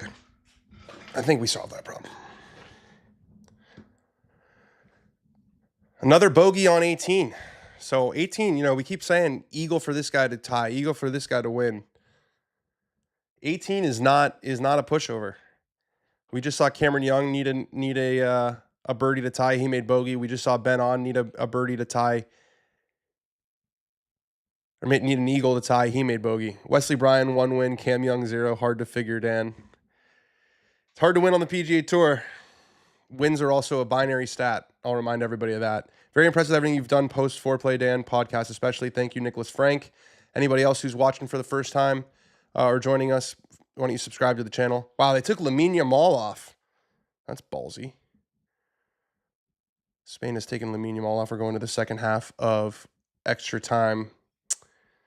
Where is the Nations League final? I don't know. But it's Spain versus Portugal. It's Iberia. Peninsula Iberia. All right, we got Mateo Montecero with a super long putt. Let's see. Let's take a look at what our guy's looking at here. This is up and over a ridge. He's got to play it probably out not too far from Fox's ball. And then we've seen this putt a bunch. We see how this thing trickles out a lot. It gets fast toward the end. We saw Kevin Yu handle it a lot better than we saw Cam Young and Ben On handle it. So let's see. Montecero's still very much alive. Still very much alive, chasing his first PGA Tour win. And you know, this might be the only week that we see his name. Like, a win here would be absolutely massive. Whereas a top 2 probably still not enough to, you know, lock up your card. What an amazing putt from Matteo Montecero. It's going to trickle a little bit by, but that's about as good as you can do. Beautiful speed control. That's about 18 inches. We're going to give that to Matteo Montecero. I just gave it to him. I feel bad. You know, he probably was a little upset by the Onyx Center. Chad, I have $50 on Burns. Is it valid? Yes, it is valid. It's looking very good, actually. Ryan has 24 feet to tie Sam Burns. They're showing a highlight of Ryan Fox's chip in to win in Myrtle Beach earlier this year. Shades on, pinky ring. 24 feet from Ryan Fox. I'm going to take this off the Tourcast because I feel like Tourcast might be a little bit ahead just for right now. Just for right now. We're all watching the Ryan Fox putt. He's got 24 feet. We know how quick this is. Nations League final is in Munich. Thank you, Denny G-Man. I'm watching that as well. Great worm cam. Great reverse worm cam on 16. Ryan Fox, 24 feet. We know how fast this is at the hole. We know it breaks left, and we know it's very, very quick at the hole. That is on a fantastic line from Ryan Fox. Ooh, we talked about it. It's quick past the hole. Just a little bit too much speed to take that last little break. And that's not a gimme coming back. It's close to a gimme, but it's outside Montecero's, so he'll take his time with that one. Ryan Fox.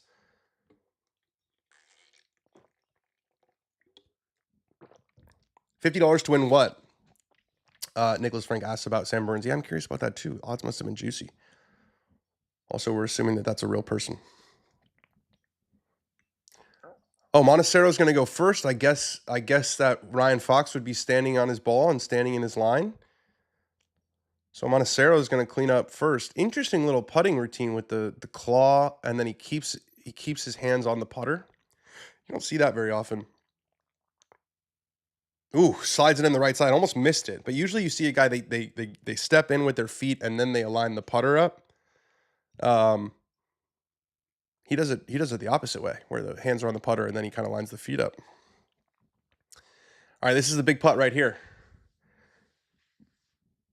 Shouldn't be an issue. This is a putt that's not an issue on the practice green. It's not an issue, you know, on the 7th hole on Thursday, but down the stretch to win a tournament, inside left. Can you hold your nerve for Ryan Fox for par on 16? He's got it right in the middle. Confident stroke there. 85 to win, basically 1.77. I don't know. My tipster told me to bet my nuts on it. I don't know about golf. Can you tell me what your tipster's up to next week? Because your tipster seems to know his stuff a little bit. All right, final group is to 17, and it's still Montecero is still alive. Kevin Yu is still alive. Ryan Fox is the one, though. Ryan Fox has reached 17 under. We've seen Ben On have a chance to catch Burns on 18. We've seen Cameron Young have a chance to catch Burns on 18. Neither of them were able to do it. Let's see if Ryan Fox can be the one to finally chase down Sam Burns, who finished right at the beginning of our stream. I mean, that was a good hour ago. His putting stroke makes me nervous, says Will Smith. Are you talking about Fox? Well, the arm lock. Anyone who's putting arm lock or long putter makes me nervous because they didn't start as a kid with that. You know,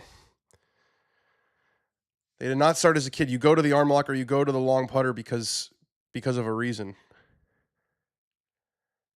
Wow, this Portugal-Spain game is getting dirty. Bruno, I mean, the guy, a really cynical foul from Pedro Porro and immediate yellow card, and Bruno's just still in the ref's ear. What, do you think he's going to send him off for that? Come on now. Cam Young can't get over that hump. Yeah, today was bad. I didn't realize on the last hole that there was an issue with the branch. That explains why he wasn't able to go upstairs. But I still think with that chip, you got to be better. You got to find a way to get that on the green or at least long. Like, you can't leave yourself the same chip that you had. All right, Kevin Yu from the fairway on 17. No Canadian showed up on Sunday. Tough one for us, says Nicholas Frank. Yeah, Nick Taylor was up there. Pendrith, Mackenzie Hughes.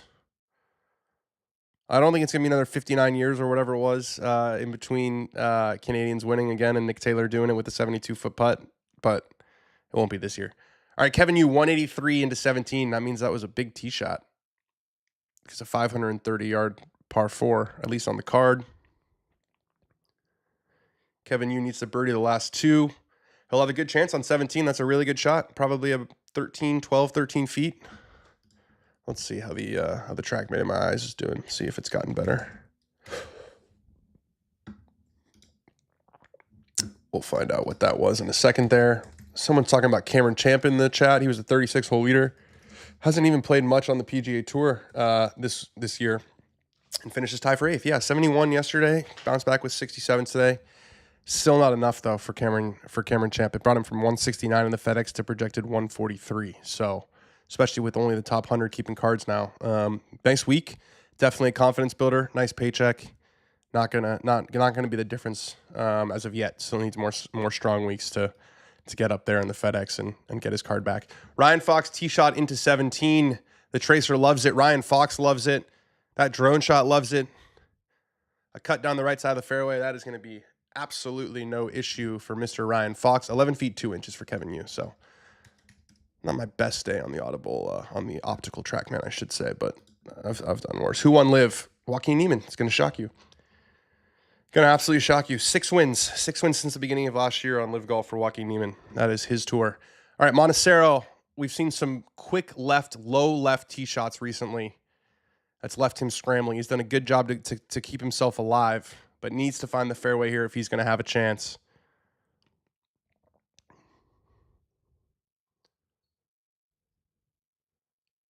It's that pull again. It's that pull again from Montecero, and it's not high and it's not far, and there's just nothing good. There's just nothing good about that tee shot from Mateo Montecero. 269 yards into the left rough with 219 left. Like, it's more of the same. You're playing defense too much. I know you're a lab guy now. Try out the TaylorMade ZT putter yet? Nah, no TaylorMade for me right now. And I'm super happy with my lab. I'm super happy with my Oz. You know, when you feel good about your putting and you start to when you're on the greens, you almost feel like it's a watch this situation. Like you're looking forward to it because you feel like you hear pros, and I'm not saying I'm on this level, obviously, but you hear pros talk about when they're putting well, it's like, just get me on the green, just get me on the green. I've got a little bit of that going right now with the lab, mostly with the short putts. But my speed's been better on the long ones, and that's typically what gives people issues with the lab is, sometimes just with how heavy the putter is, it can be a little bit difficult calibrating speed, but I'm having no issues. More people hopping in. Welcome, guys. Welcome to the watch along. We do this every single Sunday. Why don't you like and subscribe? Drop us a like on the video. It really does make a difference. It takes 2 seconds. I've done it before. And make sure you're subscribed to the channel.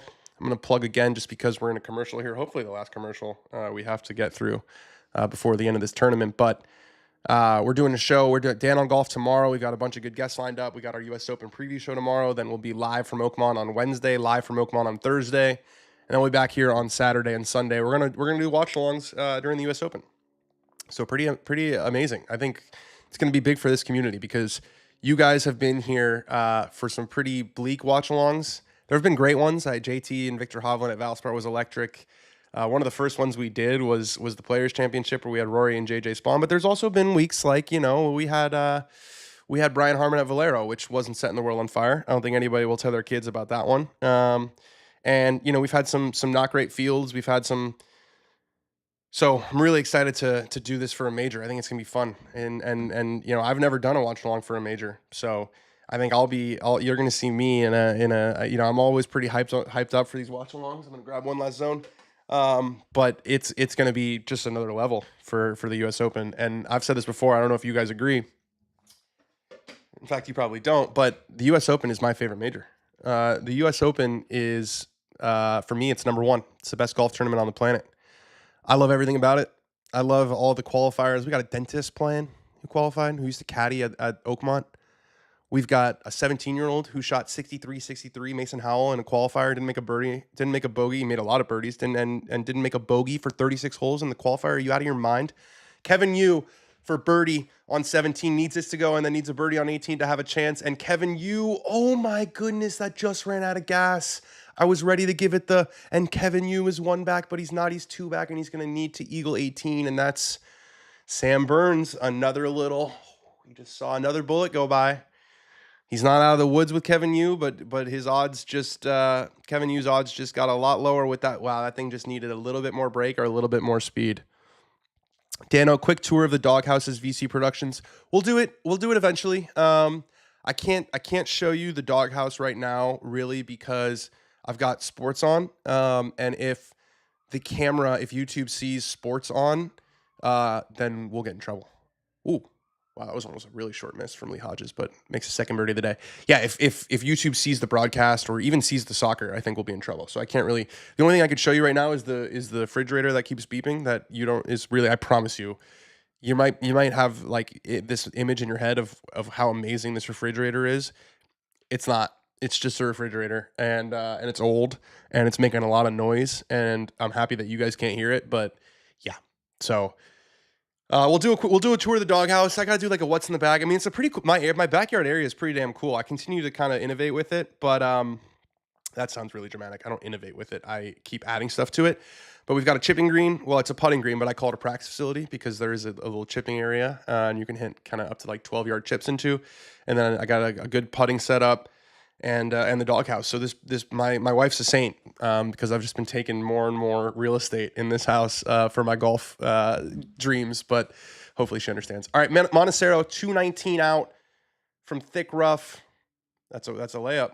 That is a layup from Mateo Montecero, and he's just put way too much pressure on himself with the driver, and with his lack of length, I don't think he's gonna. I can't see him making a 3 on the 18th. So that's another bullet. You know, if you're a Sam Burns fan, it's gone about as well as you could hope so far. You know, you're down to basically Ryan Fox. You know, Montecero have to get that up and down and then make an eagle, and Kevin Yu just missed his birdie putt, would have to make an eagle on 18. So it's kind of down to Foxy. What a beautiful golf swing. That is on a rope, that second shot. It's right at it, and it's a little short, but not much. Ryan Fox, what a shot right there. And the crowd goes wild for Ryan Fox. We got a lot of Ryan Fox support in this. You guys might think I'm taking the piss. I'm not. Ryan Fox has got a lot of support in this watch along, and he's going to have about 8 feet. Yeah, 8 feet, 4 inches. That was a hell of a shot, 142 yards. And as soon as that thing left, 113 apex. We were talking a lot of apex. That's up there in the Scotty Scheffler territory, 113 apex, right at it, 8 feet. And I think this is going to be a pretty, wow, yeah, they're showing his golf swing is like crazy like that. And not that young of a guy either. I mean, he's sort of broken through in world golf in the last 3 years, but I want to say Ryan Fox is 36, maybe 38. Yeah, 38. So this putt will have some break. It's going to be uphill and right to left, but going to have a little bit of break, but he's going to have that to equal Sam Burns. He's dodged bullets all day, has old Sammy Burns. He's dodged bullet after bullet after bullet.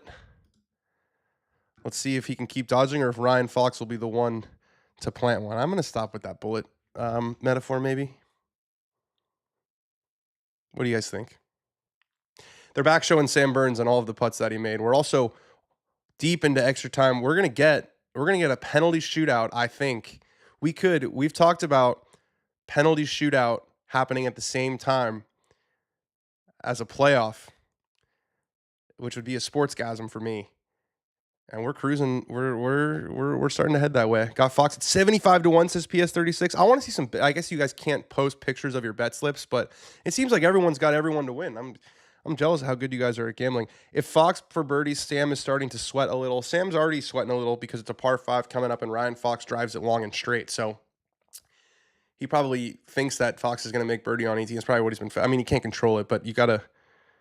He'll at least, if he hits it in the fairway, he'll have a chance to get there in 2. So I'm going to move off of the Ryan Fox putt just because I don't want it to get ruined.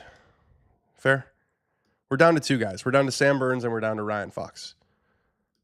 Great bet, $75, says Stan H. Yes, fantastic bet to everyone who seems to have everybody to win always. Nice crowds. Knew there was going to be nice crowds. I'm getting sad that I'm not there.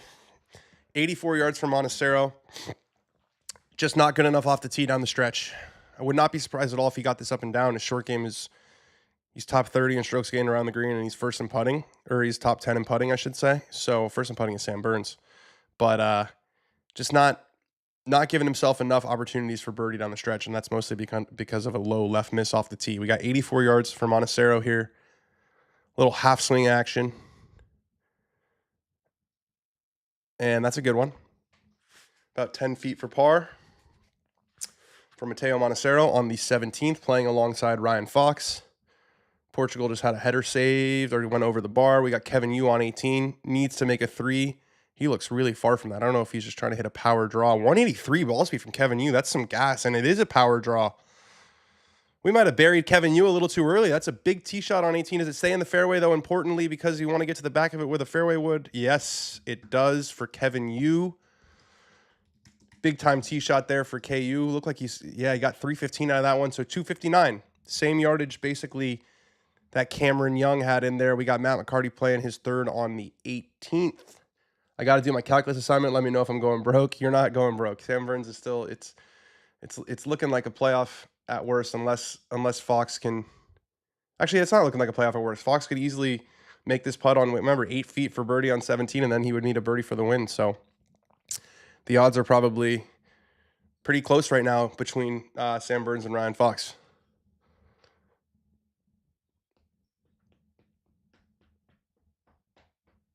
All right, we are on the 17th green.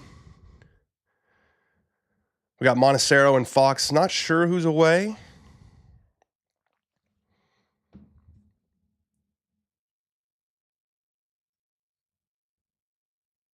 Oh, I just got the time to check in for your flight. That gives me a pang of anxiety whenever I get that. It's time to check in for your flight. Well, I still have a live show and a stream to finish and all of that stuff, but yeah.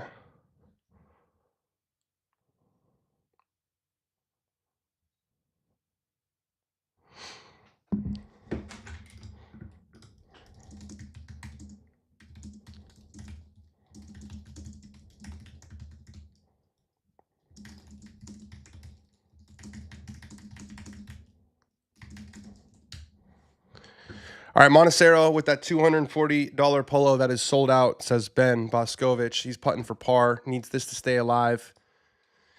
He's got to make this for par and then eagle the last.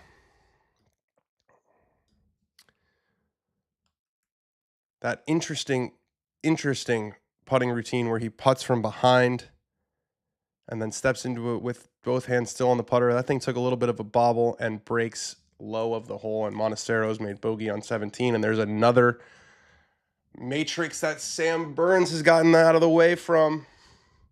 Montecero, good night and good luck. He will not be winning this tournament, but still a ton on the line for him with a birdie at the last, given where he is in the points.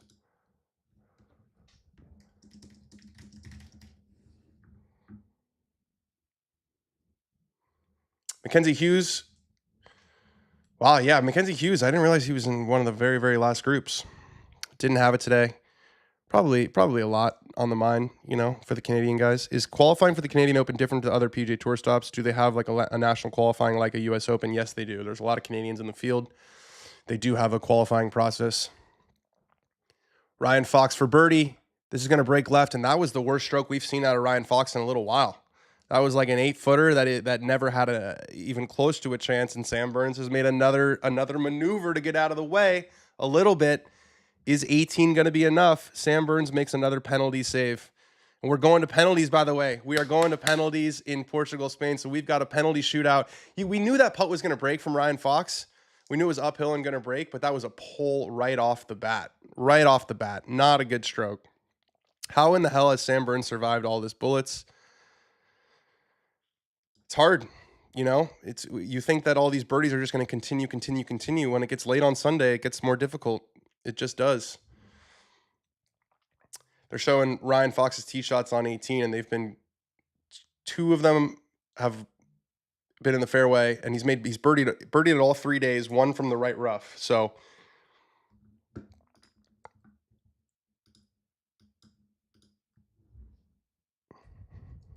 Mackenzie Hughes finishing up to get to 11 under par, give the fans something to cheer about on 18 for the Canadian Open, and it slides by on the right because golf is a cruel sport that you can never predict. Dan is giddy today. Yeah, I am giddy today. I'm having a good time. I'm watching the final round of a proud tournament of a national open, and I'm watching the Nations League final. We got Portugal and Spain in penalties. First one is about to be taken from Portugal. 8 Canadians made the cut. Nick Taylor will win low Canadian at 13 under. Nick Taylor's in a bit of good form going into the United States Open. Portugal, Ramos scores. Gonzalo Ramos scores the first penalty for Portugal. This is winning time, guys. This is the good time. You're joining us at the right time. Like, subscribe, do all that fun stuff. We got a penalty shootout. We've got Ryan Fox needing a birdie on 18 to tie. We've got Kevin Yu needing an eagle on 18 to tie. It shows no offense how weak that leaderboard was entering today. First page had a combined 4 wins on PGA Tour. Yeah, Sam Burns has 5 by himself, so more than all those guys combined. Mikel Merino's taking the first penalty. He's an Arsenal guy for Spain. We got Matt McCarty trying to finish up with a birdie on 18, and he does. Sneaks in the left side. A good week for McCarty. And Marino scores his penalty. It's 1-1 in the penalty shootout. Oh my gosh, too much happening.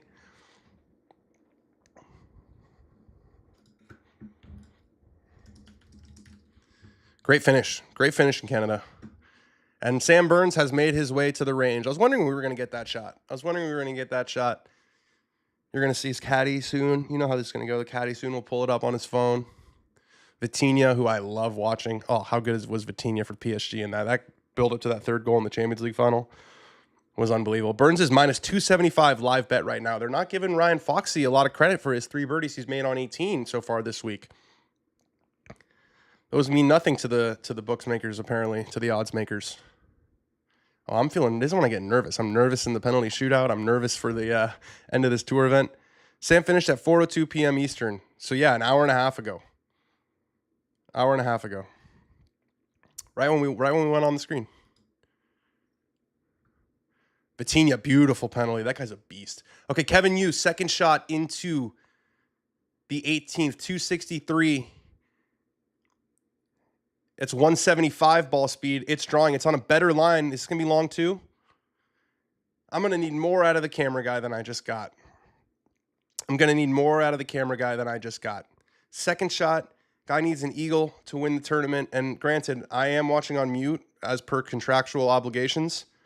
But I'm going to need to see more than I just saw from that camera guy. He failed. He failed. You knew what was coming there. And you had chances. You had chances because you saw the other shots coming in. Ryan Fox looks like this is going to be perfect. He's going to carry those bunkers. Does it carry the bunkers? It does. Big tee shot from Ryan Fox. Big tee shot from Ryan Fox into the fairway. Kevin Yu has missed it long right. Looks like in between the bunkers. Okay, maybe if you did they tell you guys that on the screen? Because I could not tell.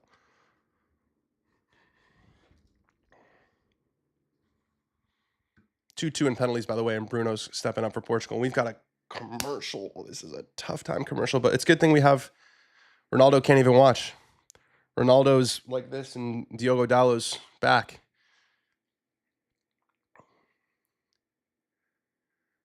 All right, Fernandez to put Portugal up. No misses so far. 4 penalties taken, 4 penalties scored. Bruno always waits till the very last second. He's so cool under pressure. Never misses a penalty for United. Doesn't miss that one for Portugal. It's 3-2 to Portugal. Guys, I promise I won't miss the golf. It's on a commercial right now, but I'm very much enjoying having the soccer as a second screen option. This is fantastic. Bruno is a cheeky lad, isn't he? He's like kind of laughing at the keeper. He's a guy that you don't want to play against, but you want him on your team big time.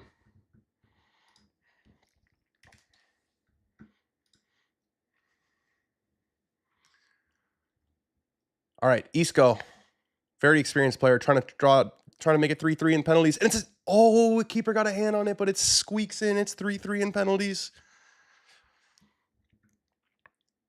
It's 3-3 in penalties, 6 penalties taken, 6 penalties scored. I'm still watching the golf, guys. Don't worry. I'm still watching the golf. But the penalty shootout's going on, and we've got a commercial for Team Strixon. Buy 2 dozen, get 1 free if you didn't know. Still in commercial. Man, that was close to a penalty save there. That would have changed the whole feeling. Still in commercial. Now we're back. God, there's not a cloud in the sky. What a beautiful drone shot. TPC Toronto. Everyone who's there, Alex Bush was there this week. Say what's up to Alex Bush, by the way. He's kind of He's kind of quarterbacking the brand a little bit now. Amazing penalty from Nuno Mendes. Oh, sorry. That wasn't Nuno Mendes. 4-3 to Portugal, by the way, in the penalty shootout. 7 penalties taken, 7 penalties scored. But Alex Bush said that TPC Toronto was amazing. He said he had a fantastic time. New facility. They put a lot of money into it. Looks good. Burns is on the range. Getting ready. We got Ryan Fox going to hit his second shot. Up ahead, Kevin Yu has to chip in for eagle. We got Alvaro Morata trying to go 4-4 in penalties. Save from the Portugal keeper, and Portugal has a chance now to win it. Portugal's got a chance now to win it. CBS has a crap ton of commercials, says Joseph Boza. I don't know. I feel like I haven't seen a lot of Burns Ryder Cup talk. With the pedigree and experience, is he a lock if he stays in this kind of form? We were talking about that earlier in the show. Yeah, he's got a little bit of extra credence or extra validity to his candidacy because of his experience, whereas some of the guys he's playing against, competing against Andrew Novak, Danny McCarthy, Maverick McNeely, those guys haven't played on a Team USA before. Lee Hodges' approach into 18 is safely right of it.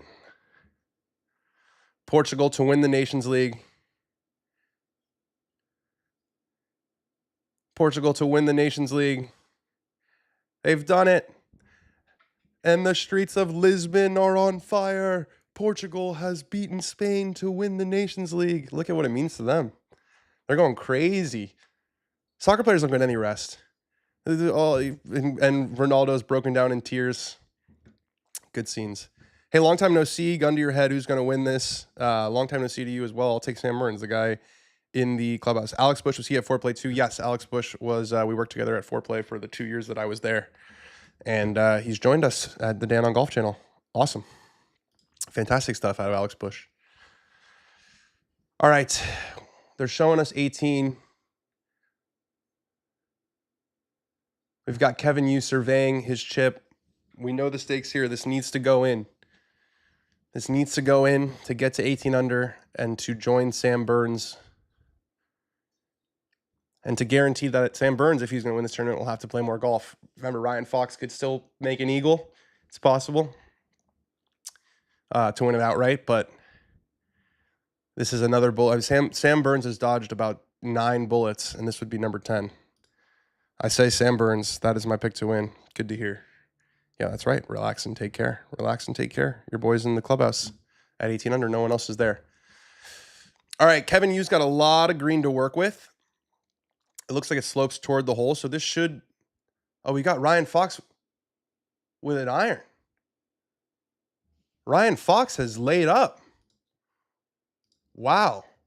That is surprising. Needing a birdie at the last, Ryan Fox had 273 and opted to lay up with all of this room to the right. Wow. That must have been into the wind freshening a little bit. Kevin Yu's third is trickling, but it's going to stop short, and that's another bullet that Sam Burns has dodged. He laid up. Yes, Fox laid up.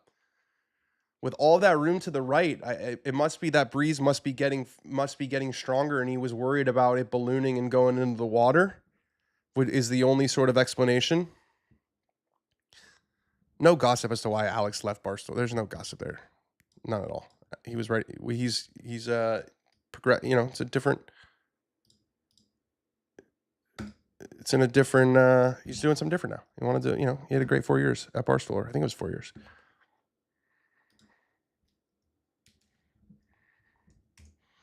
All right, Ryan Fox. So Sam Burns has dodged bullets from Matteo Montecero, Cameron Young, Ben On, Kevin Yu. There's only one guy left who can still tie him, and he needs to get up and down. He needs to get up and down, and I'm surprised that he laid up. Again, I'm watching on mute, so it did look like the wind was freshening a little bit. But I'm surprised at a layup there, just because, he was 10 yards further away than Cameron Young and Kevin Yu were, but both of those guys hit it over the green.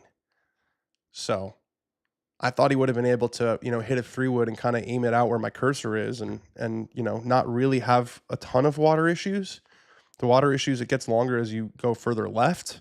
But obviously Obviously didn't like it. Good point from Will Smith. He says, given the last couple guys going for it in 2, we've seen probably the right call. Yeah, it's an interesting shout from Will Smith. I mean, we saw Cameron Young go for it in 2 and make a bogey. We saw just now Kevin Yu go for it in 2, and he's got his work cut out for him to make a par or to make a birdie, even though he needed an eagle. So yeah, going for it. Obviously, if you need a 3, you have to go for it. But I guess Ryan Fox feels like the better chance for him to make a birdie is to lay up. He's still got 102 yards in, but it's a comfy wedge shot now, and maybe he just didn't like over the green. Maybe he didn't like the chip back to that pin. It'll be interesting to hear what he says after. Hey, Dan, I see you on Full Swing at the President's Cup talking to Montreal Canadiens player Nick Suzuki. What was he like? He's my favorite player. I didn't realize that was in the episode. He's a great dude. It was awesome. He's the captain of the Montreal Canadiens, I believe, and he was super, super cool. I'm not a huge hockey guy, so we got to chatting. He was a big golf fan, and I said, "Oh, these people know you. You're a hockey player." He's like, "Yeah." I said, "Oh, how long have you been with the team?" He told me he was the captain. Super, super nice guy. We've exchanged some messages on Instagram since. Loves golf. Really, really good dude. Kevin Yu for birdie gets it to go. So Kevin Yu is going to finish at 17 under, but 1 short of Sam Burns, and it's all down to Ryan Fox. He had a good wedge on the last hole, so I don't hate the layup, says Jonathan Anderson. Always trust the Fox, says Nat Sharp. Nat Sharp is a big Ryan Fox guy. Well, Foxy hit a shoey after he beats Sam in a playoff. Well, he's got to get up and down first. He's got to get to the playoff before that happens.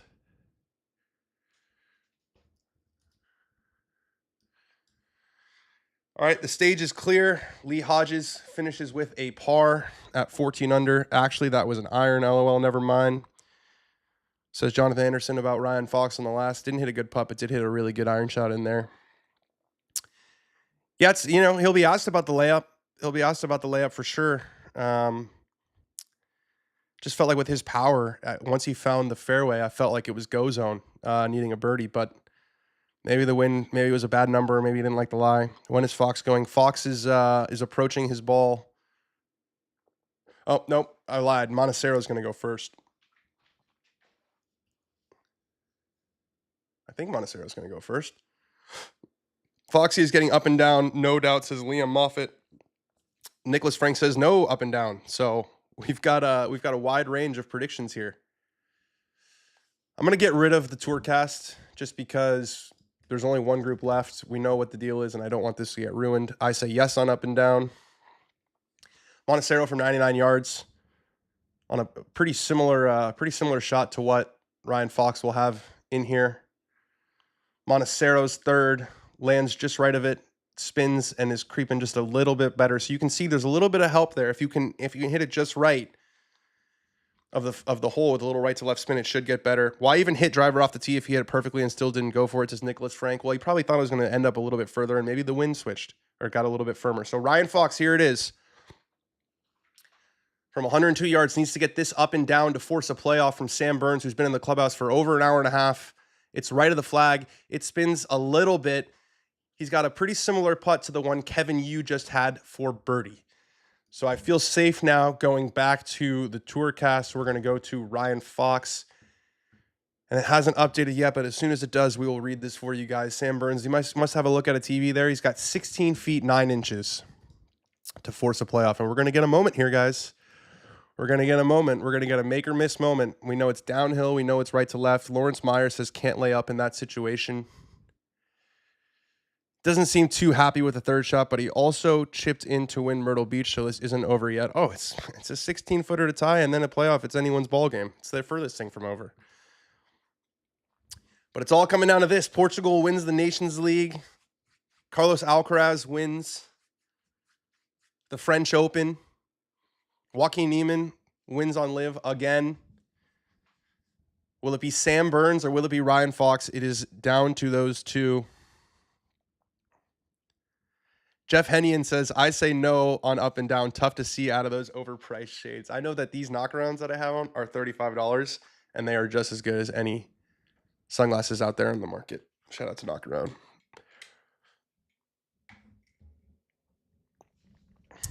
Some amazing finishes in recent years in the Canadian Open. Obviously, Nick Taylor. Robert McIntyre doing it with his dad on the bag last year. And Sam Burns has been waiting for almost 2 hours now. Will this be an upset if Sam hangs on? We had, what, 5 or 6 that could have stole it from Sam. Yeah, but that's the advantage sometimes of posting a number and making them see it. You know, would Ryan Fox have played a different? You know, would these guys have played differently if there wasn't that 18 under up there? You know, I don't know. But that's what you do. You make them look at a number and you make them chase it, and it gets harder on Sunday afternoons. All right, Ryan Fox. Here it is, guys. This is for it all. This is for it all. Ryan Fox from 16 feet 9 inches. I'm getting rid of the tour cast because I don't want to see it. Ryan Fox from 16 feet to tie Sam Burns and force a playoff in the RBC Canadian Open. Ryan Fox gets it to go. It slides in the left side, and it's a fist pump from Ryan Fox, and the New Zealand team that is watching on loves it. Sam Burns, not so much. It's going to be a playoff between Sam Burns and Ryan Fox for the RBC Canadian Open. We said that 18 under was probably going to be a playoff. That was our prediction. That is exactly what has happened. It's going to be a playoff between Sam Burns and Ryan Fox to decide the Canadian Open. This thing was online the whole way and then took a left turn and tried to miss on the left side, but it caught the left lip for Ryan Fox. Great angle from behind. It looks like it's going to miss left, but it just had that perfect holding speed. Big time stuff out of Ryan Fox. We've got a playoff. Ryan Fox versus Sam Burns. I'm going to take a 2-minute break, you guys. I'm going to take a 2-minute break to go to the bathroom. Nothing's going to happen between now and Sam Burns and Ryan Fox starting the playoff, so I'll be back in just a minute here. I'll see you guys in a second.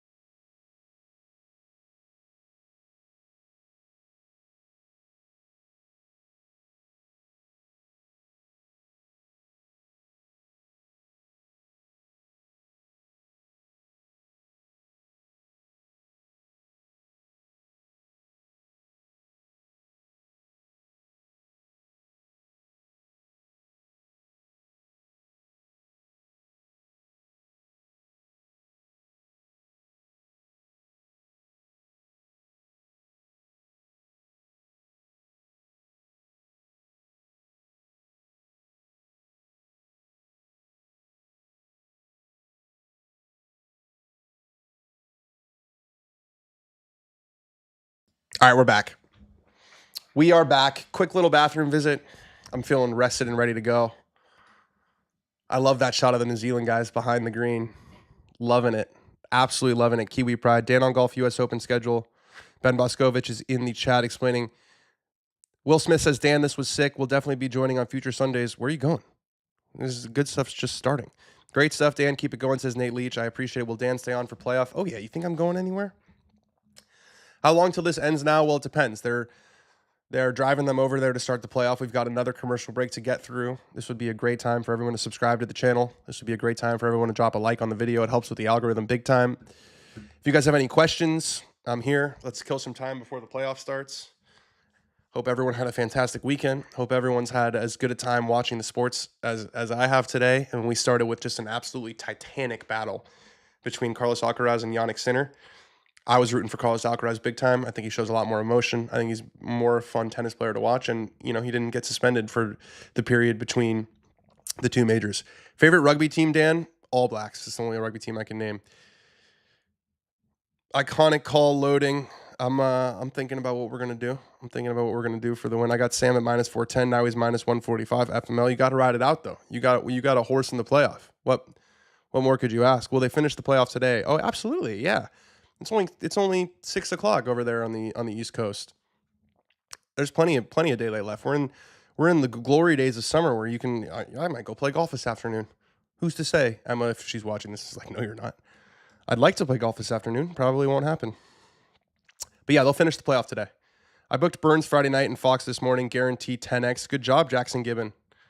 Again, we either have people who we have the best gamblers in the world in our chat, or we have people who just lie. But I don't think you guys lie, so I'm happy that all of you are so good at gambling, because it's very difficult to predict what's going to happen in the sport. Dan, you streaming for the U.S. Open? Yes, I will be. I'm excited for that one. We've been watching these tour events together, you guys and I, for the last whatever weeks, basically all year, but we haven't been able to do it for a major championship yet. And I'm really excited that we're going to be able to do it for a major championship. It's going to be a ton of fun. I am a true golf sicko. You guys are golf sickos. So to be able to have this group to watch with and to talk about legacy with and talk about the golf course and talk about what we think is going to happen. And it's always fun. We seem to kind of develop rooting interests in here. You guys are big Ryan Fox fans. There's some Sam Burns support. But yeah, it's going to be just a different level, I think, for the major. It's going to be just a different energy. All right, Sam Burns versus Ryan Fox. It appears, according to the chat, that Sam Burns is a slight favorite. That Fox spot on 18 saved me $300, but if he beats Burns, it's going to cost me $3K, LOL. That makes my brain hurt. I hope you do well in your bets. We're doing a little live interview with the New Zealand boys. This is good television. Oh, that's Chris Wood. This is the soccer team. This is the New Zealand soccer team. All Whites football team. Yeah, that's Chris Wood from Nottingham Forest. Scored a bunch of goals in the Premier League this year. That's awesome. That's fantastic. I love when soccer and golf come together. I get very, very excited. It's been that kind of day with the Nations League final, with the penalty shootout coming on just as we got to winning time in the Canadian Open. It's special stuff. Special stuff. Who's your club sponsor? If you have one, is there a discount code for anything? I do not have a club sponsor. I'm open for business. FanDuel gives daily profit boost on all PGA events. Didn't know that. They came from New Zealand to support Ryan. Fantastic stuff. Yeah, it's also, New Zealand's not in any of the major competitions, but maybe I don't know. Are they playing a game? This was an international break. I wonder if they were playing. They beat Ivory Coast. That's actually a pretty good win. They beat Ivory Coast yesterday. 1-0. Trying to figure out where that match was. Probably close by, right? And they've got 2 more games. All Whites defeat African champions Ivory Coast in opening match of Canadian Shield. So they're playing a bunch of games in Canada. So it worked out perfectly. ESPN Plus won't show me this playoff. Yeah, it's on CBS. Though I'm seeing some troubling things on my TV that looks like they're about to switch away. Are they about to switch away? Yeah, both these guys made putts on 18, and we took the piss out of Ryan Fox a little bit for that layup there, but he got up and down from 100 yards. And the guys that we saw who went for it, I guess Kevin, you did make a birdie. Golf has to be the hardest sport to watch. It'll switch between 3 different streaming services or channels in one day. Yeah, are they switching away from this? Are we about to lose this on CBS? I hope not. What happened to the Canadian golfer? Ted Dunnigan asks. I don't know if you're talking about Mackenzie Hughes, who had a late tee time today. But none of the Canadians caught fire today. There was a bunch of Mackenzie Hughes, Taylor Pendrith, Nick Taylor, all double digits under par, but not able to challenge Sam Burns and Ryan Fox, who I have eyes on. They are on the tee heading back to 18. Kevin Yu solo 3rd, Cameron Young, Matt McCarthy tied for 4th, Matteo Montecero, Andrew Putnam, and Byung Hun On tied for 6th. So just to kind of circle back on what we were talking about Matteo Montecero and how much, a week like this with a guy who hasn't really done much on tour matters this year, like what his finish would have mattered so much. So Matteo Montecero entered the week 156th in the FedEx Cup. He moved up to 127th. So he's still 27 spots away from that magic 100 number. So that putt on the last was huge for him. He would have been more up closer to like 115 or would have made a big difference. Maybe not 115, but thoughts on Kirk Minahan calling you out? I don't even know what that's about. Please do something about the audio if you guys do a post-round recap show at a bar next week. We've had a lot of conversations about about the setting. We did a bar. We were at a bar at the Masters. We were at a bar at in Charlotte at Quail Hollow, but I think tomorrow, or I think at Oakmont, we're going to be on the like closer to the range, so it should be more of a golfy background, hopefully less noisy. From Colombia, how do you see Nico Echeverria for the U.S. Open? Nico's one of my favorite guys out there. We've become pals the last couple of years. He's been having a great year. It's just been struggling a little bit on Sundays. He's a really, really good ball striker, especially with the irons, but hasn't really had tremendous success in major championships to speak of. So, but yeah, Nico hasn't broken 70 on a Sunday since the Sony Open in Hawaii. He's got 1, 2, 3, 4, 5, 6, 7, 8, 9 straight rounds. Actually, 8 in the 70s and 1 in the 80s on Sundays for Nico Echeverria. Have you made a pick for the U.S. Open? You guys ready for this one? It's going to floor you, Scotty Scheffler. Scotty Scheffler, that's who I'm going with. Just winner of 3 of his last 4 by a combined, was it 17 shots? All right. The playoff is starting, guys. The playoff is starting. Banner needs an update. That's right. Let's get an update. We got Sam Burns on the tee first on 18. It's a high one. Is it going to carry those bunkers? Top Tracer seems to think so, and it does. A very similar tee shot to the one that Ryan Fox hit on 18, but it does look like that wind has freshened because that didn't go anywhere near as far as Kevin Hughes did.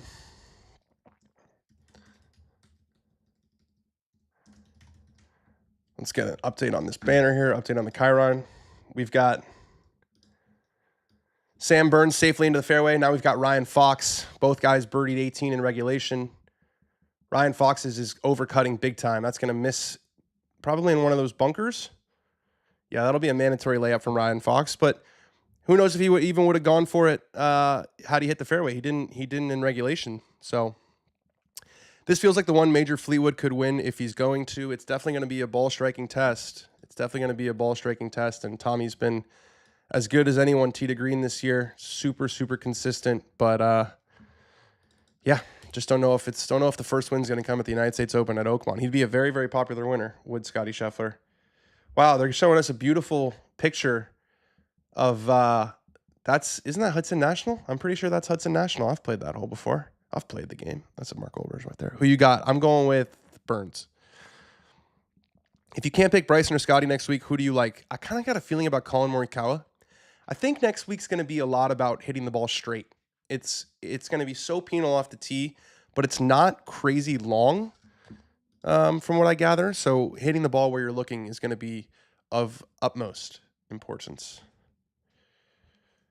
What is your concern level with Rory on a scale of 2 to 6? I would say 5. Just if it was one thing, if it was the driver or kind of what he was talking about with motivation, I wouldn't be as concerned because I think the motivation will spark up again. It's a major championship. It's the U.S. Open. It's if you can't get up for that, you can't get up for anything. But that plus the driver issues, it's going to be so penal. It's going to be so penal off the tee. You're not going to be able to miss fairways. And, at Augusta where Rory won, you can miss fairways. You can find some lies. You can hit shots over trees from other holes like Rory did a couple times on the weekend. So, yeah, it's not – I don't feel as good about his chances as I certainly thought I was going to after he won the Masters. Where do you have Neiman finishing next week? It's a great question. That clubhouse looks amazing. Brand new clubhouse at TPC Toronto. I like that. Kind of a modern farmhouse look is what I'll call it. It's weird he hasn't adjusted to having to switch out driver with how good he is. Yeah, these guys are finicky, man. You can hand them drivers that are the same model, the same shaft, made by the best club makers in the world, the best equipment guys in the world, and maybe it's a mental thing. Maybe it really is. They can feel when it's half a gram off, but golfers are mental, and if it's not a club that you feel confident with in your hand, it's a big handicap.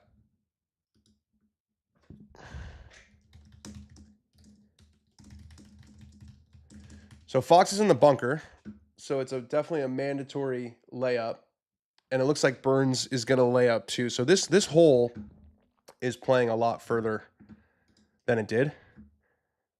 Why can't we get the playoff? Yeah, because Burns' tee shot only went 269, so it's dead into the wind now, which helps us understand why Ryan Fox wasn't fancying it from 270 into the wind.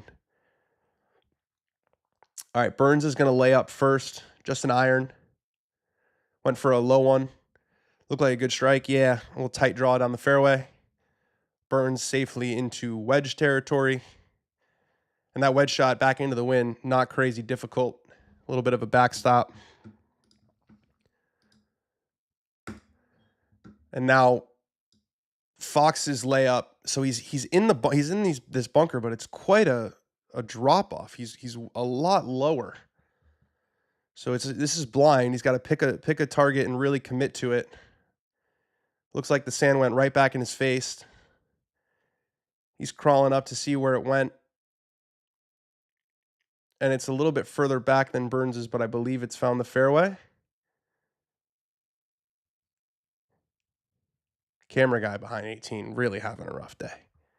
I'm sorry. I know it's not the easiest job in the world, but and I don't know if it's just because I'm watching it on mute, but I'm having a hard time seeing where these balls are going on 18.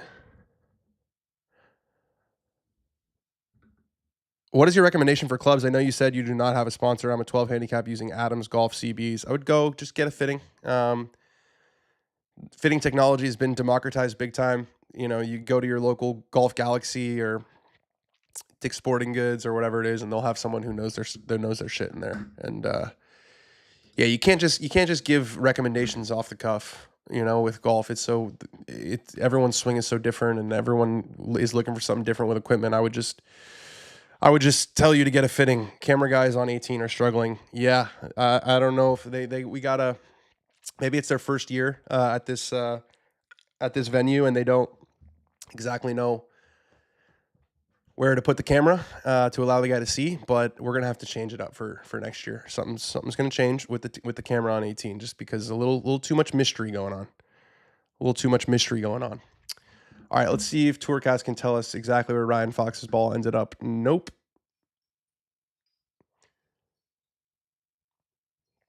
They're walking in the fairway, though. I think it's in the fairway.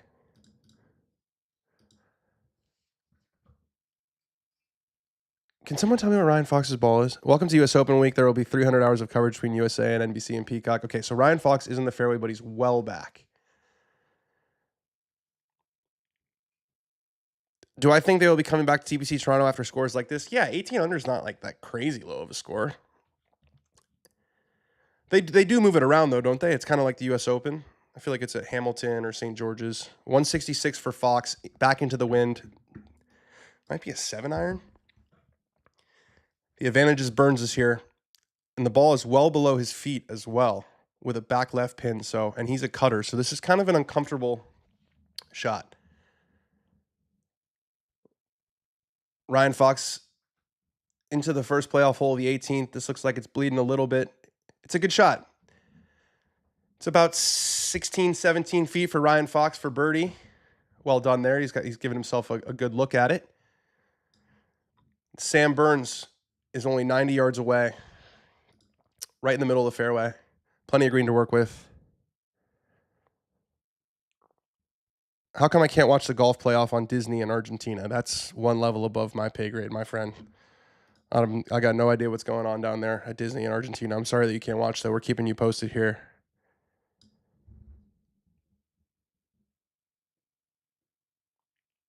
All right, so we've got Fox on the green safely, 15 feet 11 inches. We can get a quick little read on that putt, but we know what it does from having watched it all day. It's right to left, and it's a trickle fest. It's quick at the hole. All right, Sam Burns. It was an 8-iron from Jonathan Anderson. Okay, I was one off. Oh my gosh. Sam Burns, 90 yards into the 575-yard par 5, 18th.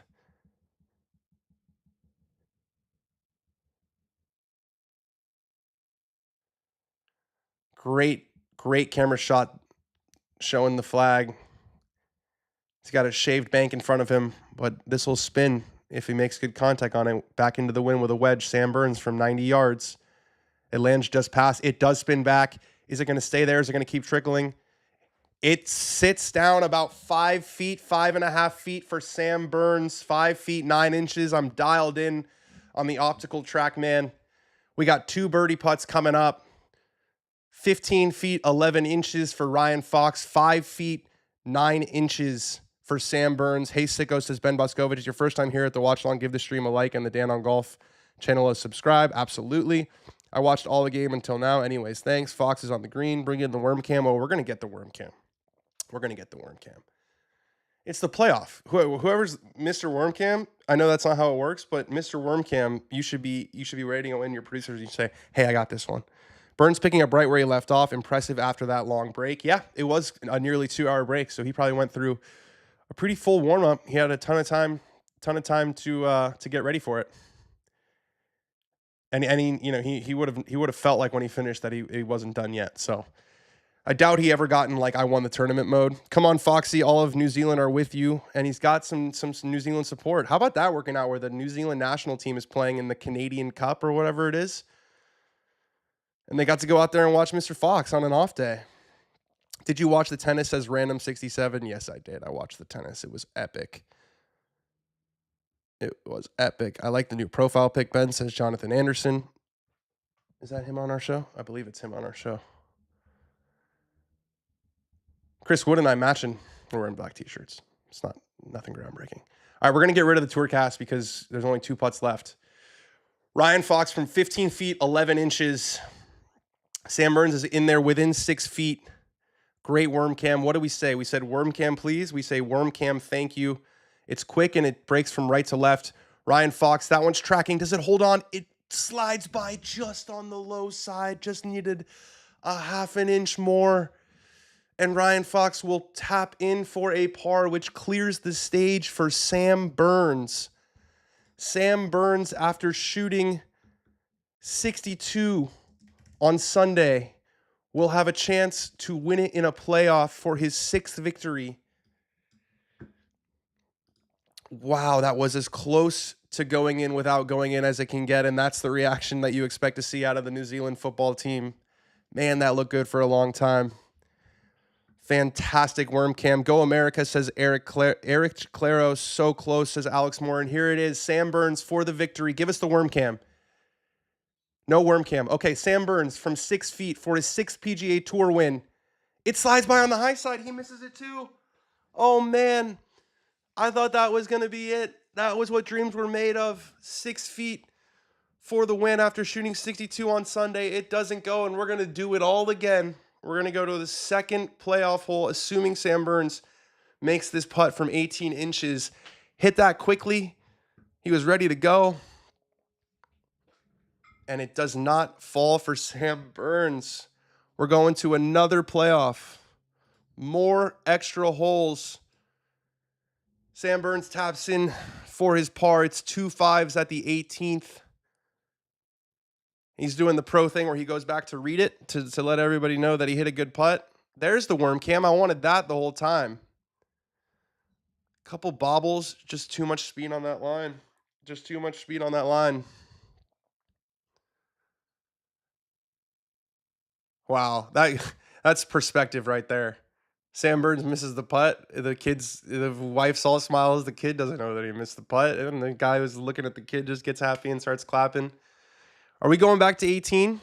Can you guys tell me if we're going back to 18? I think we're probably going back to 18 would be my guess. What the fox that must have burned, says Eric Claros. Are you effing kidding me, says relax and take care. That's why Burns won't make the U.S. team for Bethpage. I don't know if that's why. He's best putter on tour. He misses 6-footer. That's tough. Started outside the hole. You can't be doing that there. Yeah, it seemed like an inside right putt with pace, but I'm not on the green. And they're back in the carts. Are we going back to 18? I think we're going back to 18. I'd like to go back to 18. I like par 5s in playoffs.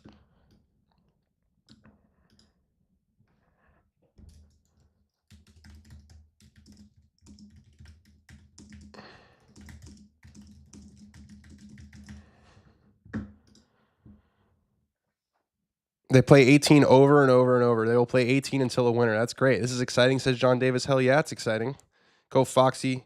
A lot of C words. I should say, clarify when I say C words, the word being choke. A lot of C words in the chat. I'm very hesitant to use that word, given he shot 62 on Sunday. Yeah. But not great. Not great. All right, I'm going to take a... Actually, you know what? I don't need to take a break. It's fine. It's another playoff hole, but we're here. We're having fun. Foxy clears the bunker this time, or he goes OB. It's a 3-shot hole into the win right now. I wish they could move the tee up. Wouldn't that be cool if they were like, you know what? For the playoff, you guys move it 30 yards up because I want to see some second shots. Why is there not a PGA Tour standard format for a playoff? It's an interesting question. I kind of like... It's almost like tennis, right? I mean, even the majors all have kind of a different playoff format. The U.S. Open used to be an 18-hole playoff. I don't believe it is anymore. The Masters is sudden death. I think the Open is 4 holes. Do I still think Sam wins? Yes, I'm gonna stick with my say. You guys, I'm not the kind to change a prediction. I predicted Ludwig Oberg to win the Masters when he won at the Genesis. I said I'm picking Ludwig, and then he missed the cut the 2 weeks before, and I stuck with it, and he still had a chance to win. So you gotta stick with your guns. You can't be changing. What's the point of a prediction if you're going to change it in every 5 seconds? He could shoot 18, but he's still a choke artist for missing a 5-foot putt. I think TP World needs some love and recognition. A lot of the guys that earn their cards have shown how strong the tour is. I don't know if that's a Ryan Fox comment or Matteo Montecero, but yeah, we've seen some guys. I mean, Pavone last year, he's struggling a lot this year. Made a 12 on a hole, but Pavone last year was the same thing. Got his tour card through the DP World Tour and had a great year. Since we got time, you got the Oilers or Panthers, also Pacers or Thunder. I'm rooting for Edmonton because last year was heartbreaking, and I'll say Thunder. Sam Burns, a very, very similar tee shot to the one he just hit. That landed pretty damn close to where the last one is, but I do believe that's going to be a 3-shotter again, just with how much it's playing into the wind. But I'm stoked that the golf is back. That's pretty quick. TNT got so lucky to get that Roland Garros final. Well, you get 2 generational guys facing off at Roland Garros. You know, you got all the recipe for success. Ryan Fox's tee shot catches the fairway, and that one has a little bit more gas, way more gas than Sam Burns's. I'm wondering how far away he is because 270 was not close enough for him in regulation. He still opted to lay up. So we'll see. That did look like it went about 20 yards, maybe even more past Sam Burns's. Yeah, you can see the gap right there. It'll be interesting to see if Ryan Fox gets there. Hey, Dan, says Phil Spencer Harris. I want to thank you so much for doing this. I don't have to pay TV. Well, if you want to watch the actual golf shots, then you have to pay for TV. Emery Troyer says, put a live screen in the corner. Wow, that's an amazing idea. Wow. Why don't I just put the broadcast on this channel and then we'll just show the broadcast? We can't do that. Is Sinner generational? I mean, how many majors does he have at age 23? I am sympathetic to the he failed a drug test argument, but I think from a talent perspective, he's going to win a lot of majors. I mean, Sinner and Alcaraz have really emerged as the two to carry the mantle in the post Big Three era. Wait, they just replay the 18th over and over? Yes, they do. Foxy had extra wheat bix this morning, says Nat Sharp. Yeah, that was a big-time tee shot. Big-time tee shot. Leaned on that one a little bit. He has a working man swing. Haha. So I believe that's about Ryan Fox. I don't know many working mans who can get into this position. Sinner lost to Carlos 4 times in a row, though. Federer lost to Nadal a lot of times. Doesn't mean he's not generational. Mentally tough as boots is Ryan Fox. Fox outdrives Burns. Outdrove him in a big way.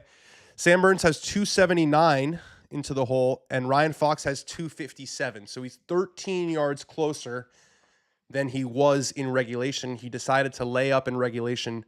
315 into the win with that tee shot. Will he go for it? Dan, you're the man, says Nick Duffy. No, you're the man. You guys are all the man. Anyone who's watching right now, we so appreciate it. We're having so much fun. We do this every Sunday. So like and subscribe. I'm not saying that he's not generational. It kind of sounds like you're saying he's not generational. Just saying Fox's swing isn't as smooth looking, yet he does go at it.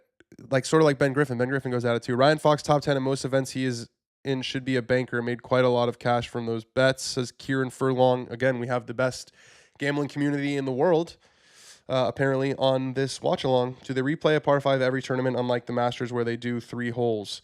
We were just talking about this. Every tournament does it differently. A lot of them will do like 18-9, 18-9, 18-9. It's sudden death in every PGA Tour event that is not a major, but whether they play the same hole over and over or whether they switch them is up to the tournament itself. You can tell us one of those playoffs where Burns gave Fox a second life and Fox will convert now, says Tyler. Watching from New Zealand, says Paul McDade. Go on, Foxy. Loving the Kiwi pride that we've had all day in this chat. So Sam Burns has got what did we say? Sam Burns has 279 right fairway. Does look like the wind's calmed a little. I'm just judging that by the Canadian flag on 18. But you can see that it's still blowing because you can see the yardage book still blowing. So I feel like this is, it's a layup all day. That's the conversation they just had. They were talking, what's the front number? What's this? And then as soon as you feel a breath of wind, you know you're not going for it. Isn't the Players 3 holes? Okay, you're right. Every PGA Tour event that's not the Players, it's sudden death. Ryan Fox, 279 is going to be a layup. Probably going to hit that knockdown that he hit on the last hole. On the first playoff hole, it's the same shot. A little knockdown iron right down the center. He'll have a wedge in. And now we go to Ryan Fox. And does Ryan Fox stick with the layup strategy that worked to perfection, it should be said, in regulation when he needed a birdie and he got it? Or does he pull out the furniture and have a whack? I don't think he's made the decision yet because his caddy is still walking off numbers. What do you guys think? Go for it or layup? Need the fellow Louisiana boy to pull this off. Yes, I believe Sam Burns is from Shreveport and went to LSU. Shane Lowry, top 10 lock at Oakmont. Funny story he was telling about the first time he played Oakmont in practice. I think he walked off after 6 holes and was like, how do I even play this golf course? And then he had a 4-shot lead going into the final round. It is the furniture for Ryan Fox. Okay, let's go. 17 yards closer than he was. I'm going to get rid of the Tourcast here. 17 yards closer than what he was in regulation is enough. That's the difference. Ryan Fox. Sam Burns has laid up. Ryan Fox is going for it. It's the furniture. I love it. Someone was going to do it eventually. 258 for Ryan Fox. Huge crowd on 18. It's a fan job. It's a fan job, and I don't believe that it was hit solid. Is that going to stay up? It stays up. That was only 142 ball speed with a 3-wood. That was a big-time miss hit, and it's lucky. That was a lucky shot to stay dry, and I think he still is going to have some green to work with. So not a place you expected to see a shot after their second shot because it's kind of an in-between, but Ryan Fox got bailed out there. Playing to the crowd, taking that head cover off. Love when they try to win it. So nervous, says JP Travels. Oberg next century. I don't know what that means. Good miss. Very good miss. Lucky miss. That was a chunk job. For that to stay up and also to stay in that kind of first cut, it's going to be able to get some right to left spin on that just from where it is. Not a bad result for a very, very poor golf shot. You can see how bad the contact was there and the immediate one-arm finish. So let's go to the playoff and let's see where they have our boy Ryan Fox. And then let's zoom in and see what he's looking at here. Yeah, it's a good spot. It's a good spot. He's got all of this green to work with. Can we go this way? Yeah, what a great look here. So there's a ridge right here, but he can carry it on top of that, and then he should be able to get it just trickling down and breaking left. So as far as misses go, couldn't have put it in a much better spot. That was very, very lucky. Dan, you going to Oakmont tomorrow? Yes, Maxwell Malsani. I will do the Dan on Golf. We'll do Dan on Golf as we normally do, 1 p.m. Eastern, 10 a.m. Pacific time right here on this channel. And then I will drive to the airport, head to Oakmont. Appreciate you doing this live, mate, says JP Travels. Appreciate you. How long is Foxy's shot to the pin? 44 yards. Shreveport, Louisiana, put on for the city, Maine, says Phasmophobia.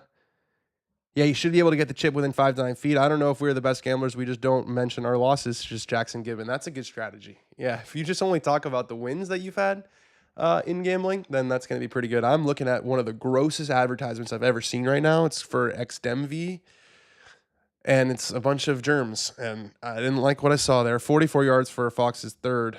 Fatted it. That's right. It says Gaz99. He fatted it, and he got very lucky to fat it as much as he did. Football's on my screen. We've been on this stream long enough that that football's now on because they've moved on from Spain, Portugal into the XFL Conference Championship. Looks like St. Louis against DC. This ad is still on.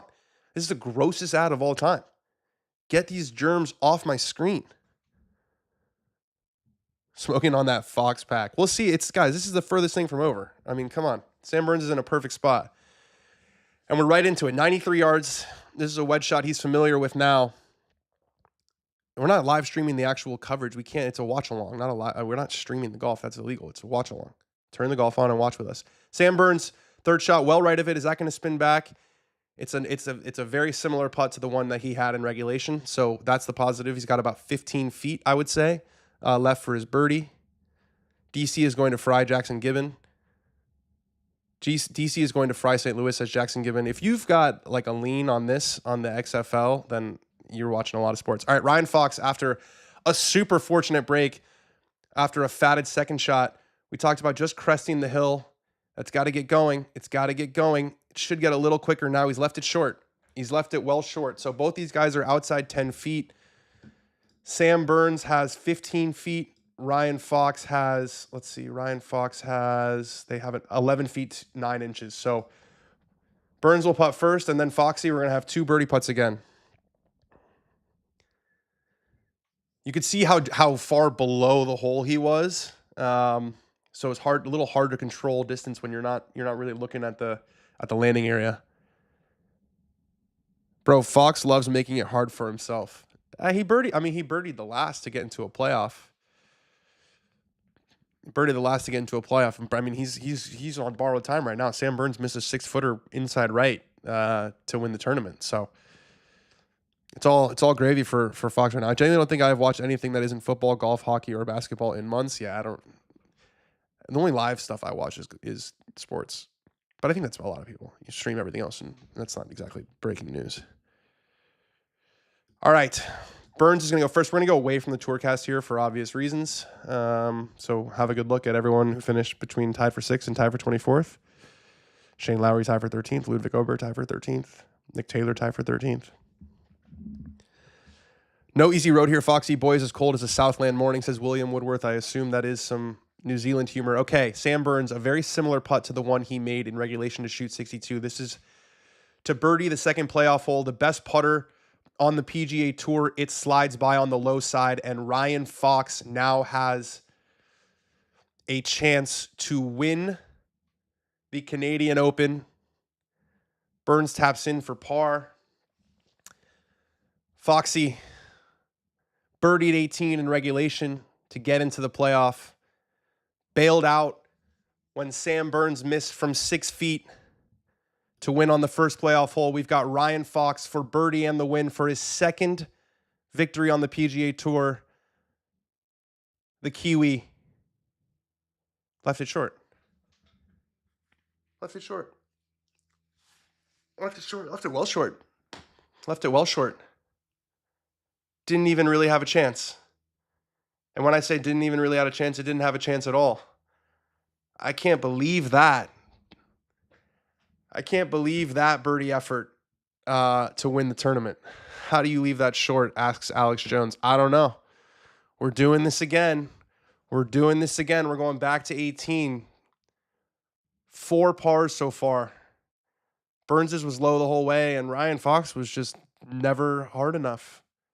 That's amazing that he left that so short. Wow, is that amazing. And he knew it too. Bro, I'm not going to kill you now. Sovereignty for the win. Yeah, that was yesterday, wasn't it? That was the Belmont yesterday. I wish one of these guys could win already so I can get my money. You'll get your money. Just stay patient.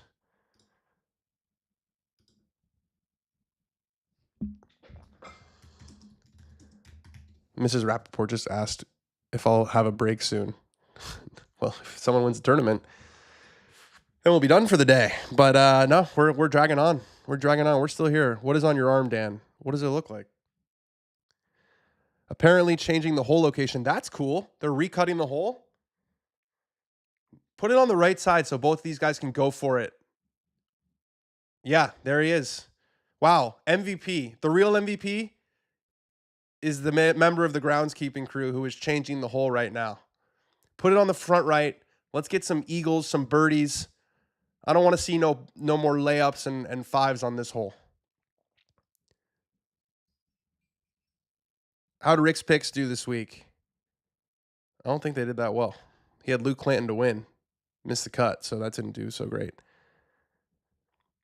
Didn't know about the changing the hole position. That's cool. Yeah, that is cool, but also kind of necessary. If you're going to play the same hole over and over again, something's got to change, right? What's the definition of insanity? Which I feel like we just would have seen 2 more pars if we did that. Down for this says Yanni Yeebs, Groundhog Day, face, fuchsia, tongue out.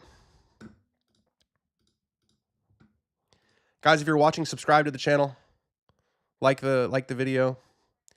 Going to remind you of a huge week that and they're putting it front right. That's exactly what we talked about. Come on, everybody give them a little clap.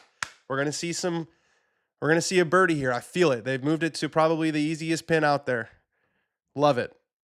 It was playing 575. Now they're playing at 560. So that tee shot that Ryan Fox hit on the last hole, on the last time they played this hole, he had 253 in. It would probably be more like 238 now. This will get the crowd going. Yeah, nothing like a new hole, especially on the front right of a par 5 with water short left.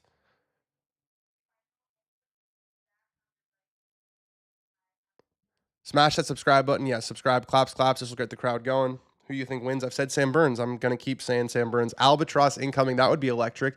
I do feel like par is no longer going to be good enough. I definitely feel like par is no longer going to be good enough. I've seen a few comments being like, this isn't a live stream. No, it's a watch along. So turn on CBS and then watch it with us. And if you can, I try and sort of announce where, it's hard. I got this idea from soccer because they do these things in soccer. And what they do in soccer is they have a clock. So you can just sync up with the clock. We don't have that luxury. All right, they're back on the tee already. I'm loving these carts. Sam Burns plays first. Loves the tee shot, 180 ball speed. This will be a go for in 2 with that new pin. Looks like he got a little bit more out of it than he did the first time. I wonder if Tourcast has the new pin. They probably don't, right? How could they possibly have the new pin? It would be something if they have the new pin. So they have him as having 279, but I believe that's to that back pin. So it's probably going to be more like 263. Foxy on the tee. It's a lower one. It starts left, but it's cutting. This might roll a little bit if it carries those bunkers, which it does, and it gets a nice first bounce, but I can't see it now. Probably in the right side of the fairway. Yeah, looks like it. Maybe rolled just into the first cut, and he's a little bit further away. Is Ryan Fox 13 yards further away? Advantage Sam Burns just a little bit closer. Again, these yardages are off. I think that pin's a good 15 yards closer, maybe more like 10 or 12 yards closer. I love the new holes. Yeah, I think everyone in this chat is a fan of the new hole location. We couldn't see more. That pin was just making it a conversation of whether to go for it or not. I think now the pin is here. I think you got to go for it because you bail out right, which tends to be can be a miss, especially for like Fox and Burns are both kind of cut heavy guys. This is the missing area. I think they're both going to go for it. I would hope they both go for it. Intermediate cut, according to Tourcast, for Ryan Fox. Grounds team needs to get a move on. They've got that whole cut, I would guess by now. TV set 18 is playing 11 yards less. It's 564. This reeks of rules. Officials shocked it's now the 3rd playoff hole. We're all shocked it's the 3rd playoff hole. Very few playoffs, especially when it's 2 guys, go to the 3rd playoff hole. Have you ever played this course? I have not. I've never played any of the Canadian Open courses. All right, we're back. Foxy's walking up the right side of the fairway. Burns up the left side of the fairway.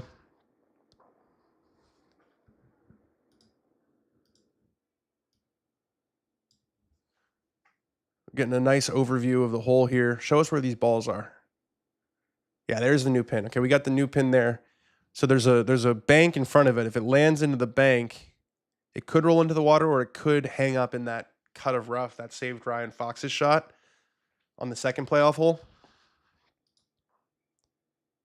What's better, one topping pizza or cheese pizza? This is going to blow your guys' mind. I don't eat cheese, so I do basically a tomato pie. I do pizza with no cheese. Tomato sauce, pepperonis, jalapenos. That's where I go. Foxy is just as clutch as his father, Grant, says William Woodworth, he'll get there. He also said he's as cool as a Westerland morning or something. Some New Zealand stuff. Fox might have a slightly better line. Yeah, he's definitely further right, so probably has to go over the bunker left. Wouldn't be having this issue if it was a 3-hole playoff, says Jordan McKee. Yeah, we'd be just getting to the pinnacle of it right now. So Fox has found the first cut down the right side, and it's an iron. It's going to be a layup from Ryan Fox. Just a little bit too far back. I don't know if he doesn't feel like he can get to the back of it. I don't know if it's not a perfect lie or probably a little shook to the system. He went for it on the second playoff hole and fatted it. Well, Burns winning. I have 3,600 on this, says David Woodard. I'm surprised you don't have 36,000 on it. 279 from Ryan Fox, and it's a layup. That is not a long club. Got to think Burns is going to go for it.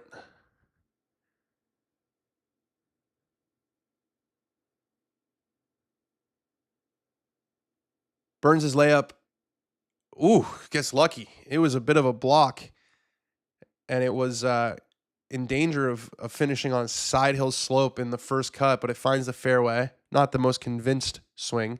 What hole are they playing Nipsauce 8? They're playing 18 for the third time, but it's a new pin. We've got a new pin on the 18th. It was back left in regulation. Now it is front right. You can see the wind. The wind is up. I thought Burns was going to be able to go for it. He's got what'd they say? Probably 265, but dead into the wind. Burns isn't missing another putt, says Jackson Gibbon.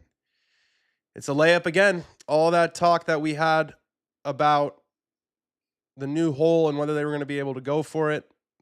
Both guys hit pretty solid tee shots. Both guys are still laying up. That's why it would have been cooler if they also moved the tee up. That'd have been sick. But I still think someone's going to make birdie. I still think it's just a simpler pin. Burns is laid up on both of the first two playoff holes with a little trap draw. Layup shot. He's going to lay up again. Burns from the fairway with his layup. It's that little 3/4 action. It's a pure strike right down the center. We're going to have two wedges. He's a lot closer than Ryan Fox is. Ryan Fox has 128 in, and Sam Burns is probably going to have closer to a little, I would say even maybe less than 100 yards. Yep, 91 yards. Give me a closest to the pin on 14 if they tie again. Yeah, take them back to the par 3. Let's get some fireworks. Touchdown, DC. There you go. We never stop giving you updates around the sports world. Is this not a harder pitch shot with the new pin?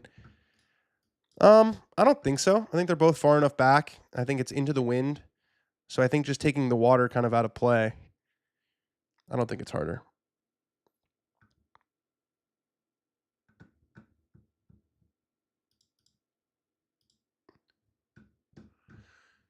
So Burns is 37 yards closer than Fox. So the advantage is slightly Burns. We got Ryan Fox approaching. He's only got 113. Oh, okay. So Burns doesn't have 91 yards. He has more like 75 yards. Sorry, I'm getting confused by the tourcast. 113 from Ryan Fox. That new pin on the right side of the green. He's got a wedge in hand. Doesn't look like he loved the strike. There was a little bit of a crouch right afterwards. Yeah, he's pulled it. He's pulled it considerably. About 30 feet for Ryan Fox. Not his best effort. Sam Burns will have a 78, 80-yard shot. And you got to like Burns' chances right now. Sitting in bed, rubbing my feet together, says Lat Steph. I hope you're enjoying that.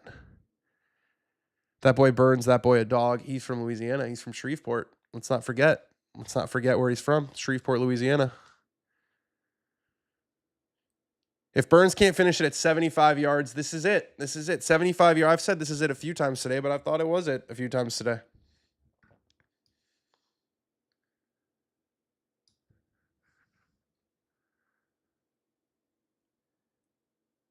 Burns has approached his ball. They're walking off the yardage. He's got his wedge in hand. It's a lob wedge.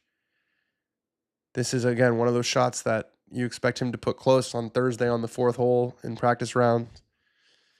3rd hole of the playoff with a massive crowd watching, trying to win an event that's going to really get you back in Ryder Cup consideration, like strong Ryder Cup considerations, to be his first win since the Dell Technologies match play in March 2023. That tournament don't even exist anymore. So it's been a little while. First time trying to win a stroke play event in over 3 years. Last stroke play win was May 29th, 2022 at Colonial. You know, he beat in the playoff? Scotty Scheffler. His good buddy, Scotty Scheffler. Okay. Sam Burns, 75 yards. A great look on the 3rd playoff hole. It's well right of it. It's spinning. Oh, that's got to sit down. Is that going to roll off the front? Oh, what a poor shot from Sam Burns. He totally bails out on that wedge, and it is rolling toward the rough. Wow. From 70 whatever yards, Sam Burns has made a mess of it, and that takes a bad lie in the rough.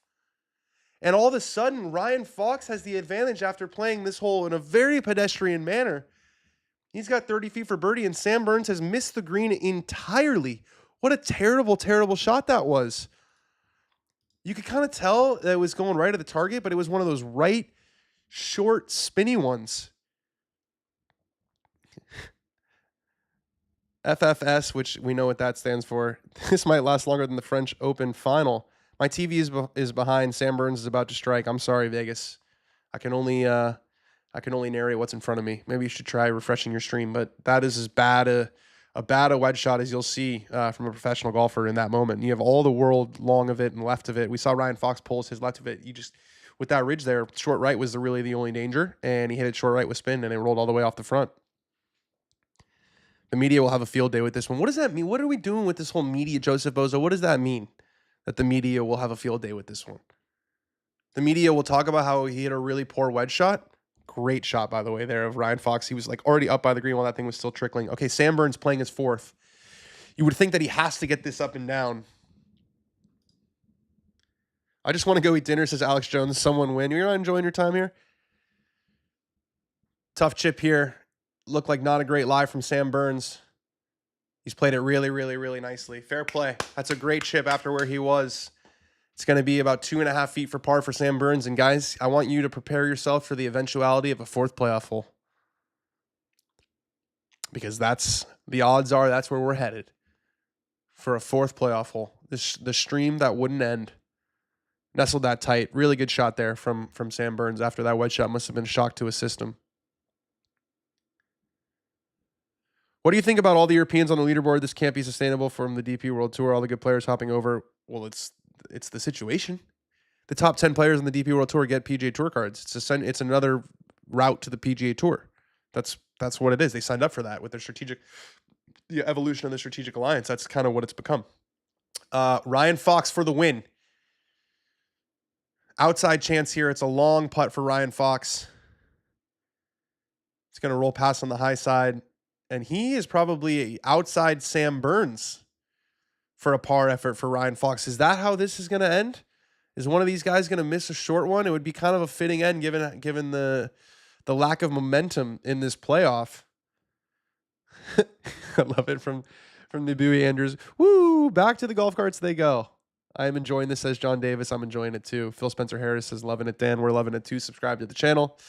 Yikes. Yeah, this has been a bit of a yikes show all around. I'm going to get rid of the Tourcast here for obvious reasons. Good old-fashioned mini golf putt-off. We got Ryan Fox for par. We got 2 par efforts here on the par 5. We said a birdie was going to win it. Nope. Not going to happen on this hole. Ryan Fox for par. Gets it to go. Gets it to go. Either way, it's in the hole. And we're 1 2-footer away from a 4th playoff hole, and the New Zealand boys like it, but they're probably also feeling a little bit of the way that you guys are feeling, which is, can we finish this already? Sam Burns from 2 feet to send us to a 4th playoff hole. It's in. We're doing this again. We're deep. We're deep into the 4th quarter of this DC versus St. Louis XFL Conference Championship. Wow. Thought Sam Burns had blown it there. Big up and down. Back to 18th tee. Who won? They're still playing, Eddie Park. They're still playing.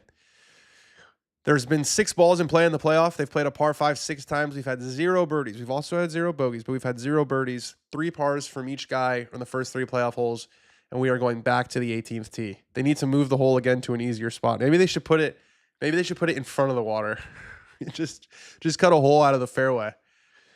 Or maybe they should move the tee up. I don't think they can. I think hopefully the wind dies down, because Burns hit a really good tee shot there and still didn't go for it. Move the tee back. Eddie, we all lost watching back-to-back pars. We all lost. His guys are 19. That's right. This time my wife's just like, what's going on? Well, no one's making birdies. That's what's going on. Almost time for you to head to the airport. No, I'm not leaving till tomorrow. We're doing Dan on Golf in the studio in LA. So I don't land in Pittsburgh until like midnight or something tomorrow. We got a long way to go. We still got a full show to do. If it weren't for Dan, I'd be doing anything else. I appreciate it, Sam Winter. What company is broadcasting it? CBS. The broadcast is on CBS. You would think these guys were getting paid by the hour. It's funny. Nope, NBC is not correct. It's on CBS. At least here in the United States, it's on CBS. You can tell they're running out of commercial inventory because we're seeing a lot more shots of golf carts in the middle of the fairway. We're getting like 1 commercial, 2 commercial. They're scraping the bottom of the barrel here for the commercials.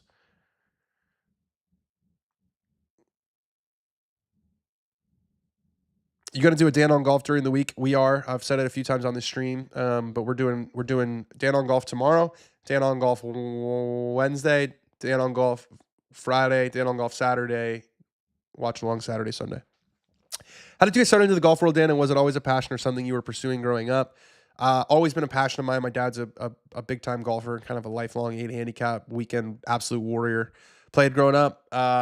Wasn't quite good enough to make the team at Northwestern, but always loved golf, and got an opportunity to start covering golf in 2018 when I was working at Sports Illustrated at the time. They owned Golf Magazine.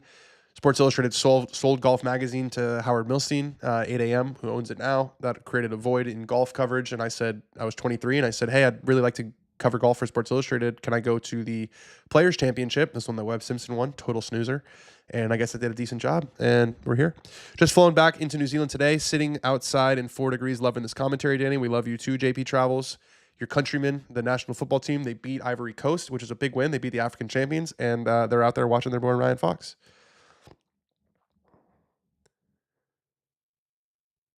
Dan, the fact that you don't have more subscriber yet is criminal. I appreciate the support. It does feel like a little bit of a backhand compliment. Like, am I supposed to say thank you? I agree. The proof is in the pudding. The proof is in the pudding. All right, Burns again has the tee. They're back for the 4th time. They're playing this hole for the 5th time already. Are they playing for a major spot as well? No, both guys are already in the field. Sam Burns has found the fairway again. Another beautiful tee shot. This one does carry further, and that one's rolling out. I'm not going to say he's going to go for it, but it feels like that's further. Maybe we will get someone going for it. That'd be awesome. Tourcast still thinks that we're on. Tourcast is like, I'm working overtime. I didn't sign up for all of this. Fox is also going to find the fairway. 2 really good tee shots from the guys there. Sam Burns has 265 in, but I still think that Tourcast is operating under that pin it is. So Sam Burns has more like 250 in, 253. And let's see where Ryan Fox's tee shot ends up. Both of those look like they had a little bit more gusto, but I've said that before. Them having to play the same holes on repeat is so lame. I just don't think that they ever thought it would go this long. We wouldn't be saying that if one of these guys can make a birdie. Didn't mean to come off their way at all. Appreciate your content. It's only a matter of time, in my opinion. Thank you, Dome Skeets. Clearly, you can tell I'm a little bit sensitive about the subscriber stuff. Maybe just a little bit. I'll never admit to that, but it's possible. People are saying that it's possible. Can someone tell me if Fox birdied 3 of the last 5 holes to get into the playoff? It feels like you maybe know the answer to that one already. Dan, what do you feel about Cunha, Jokeres, and Mbumo front 3? I love it. I think that would be incredible for the club, especially after our worst season ever in the Premier League. Only one of those is a Manchester United player right now. So I'm not declaring victory on the Mbumo situation, especially now. I'm a little bit concerned with Spurs looking like they're going to hire Thomas Frank, and he's going to want to bring Mbumo with him from Brentford. So I want to see the here we go. Until we get the here we go from Fabrizio. By the way, what a master stroke in branding from Fabrizio Romano. Here we go. Like, that's a thing. It's like, oh, is the transfer finalized? It's here we go. It's official. Amazing. He's my age, by the way, Fabrizio. Fabrizio is maybe like a year or two older than me, and he's just absolutely, he just passed 100 million. You want to talk about subscribers? He just passed 100 million followers across social media. Absolutely incredible. As a 17 handicap, his average drive of 250 yards average. No, that's above average. I used to slice a ton, but got a stronger club face and do baby draws in the fairway on all my drives. If you're hitting 250 baby draws in the fairway on all your drives, you're a 17 handicap. Your short game must be garbage. Gyökeres and Mbumo should go to Newcastle. Mbumo's not choosing Newcastle over Man United. He already chose Man United. And Tottenham is a different situation because it's its manager, but if it's a choice between Newcastle and Man United, it's still Man United all day. What do you think is the best app to track golf results? Well, PJ Tour app is pretty amazing. That's what I have up on my screen here for the watch along. But Data Golf is what I use for my world ranking because the world ranking is just not super indicative of anything anymore, in my opinion. Here we go is legendary, says Levi Ackerman 18. I love your content. Thanks so much. I love you too, GR Slimes. Fabrizio's story is hilarious. Some random agent just called him by mistake and started dropping the leaks to get his players better contracts. That is what, like, I am a little jealous that that's such a thing in soccer. Like Fabrizio's following and goes up when the sport stops. Like for the summer. I mean, his following keeps going up. I'm saying there's more attention on Fabrizio when the sport stops. That's how electric the transfer rumors are in soccer. It's like we had a little bit of it with Liv back when they were signing all those guys, and it was like, who's next? And you could get some real scoops. You know, a guy switching caddies or whatever just doesn't quite have the same juice as a player at the top of the sport switching clubs. So we don't have the same dynamic in our sport. But yeah, and there's also, you know, it's interesting because you have to sort through what is actually a real scoop and what is an agent just trying to use me to get better stuff for the player. Can you leave the Tourcast off? Nice work, man, by the way. What do you guys think? Leave the Tourcast off? Why? Is that because I'm too far ahead? They both have got 265, and Fox has the lumber out. Okay, let's go. Let's go. I want a birdie here. This is the one. They're not quite sure who's away. They're pointing. It looks like Fox is away. Into the wind, 265. That number lies. Remember, we have a new pin, so it's probably 253 into the wind. And he has pulled the furniture out. Fox should win, but he won't win. So then, should he win? Why the heck is everyone cheering for Fox? We're big in New Zealand. You know. Do I think Neiman is a top 10 player in the world? Says Maxwell Molisani. I do right now. Yeah, I do. Yeah. You know, say what you want about Liv, it's still a lot of amazing players, and you know, he finished top 10 in the last major, so I think as of right now, I would put him in the top 10, yes. Ryan Fox from 258 on the fourth playoff hole. He gives it a crack. That looks like it's on a really good line, and 175 ball speed. It's tracking. Oh, golf shot from Ryan Fox. There it is. That's the one we've been waiting for, Mr. Fox, to about 8 feet for eagle. There it is. Fortune favors the bold. Ryan Fox goes for it on the fourth playoff hole and hits an absolute beauty. And now the pressure is squarely on Sam Burns. What a shot from Ryan Fox. Wow, 255. Just a yard or two closer for Sam Burns. This one's a pull and this one's higher and the wind's got it. Is that going to cover? Yes, it does. Finds the left side. Where was that shot when the pin was there? Two great shots from Sam Burns and Ryan Fox, and it finally feels like we have some life in this playoff. Wow, two excellent golf shots. That one from Fox there was a beauty. Just a high power fade, 175 ball speed off the club, holds the green too. Sam Burns, I mean, if Sam Burns hit his shot first, we'd be freaking out how good Sam Burns was from 260 yards or whatever it was to 27 feet. But Ryan Fox, man, what a shot. What a shot. Tourcast, that ain't 59 feet, my friend. You got to recalibrate.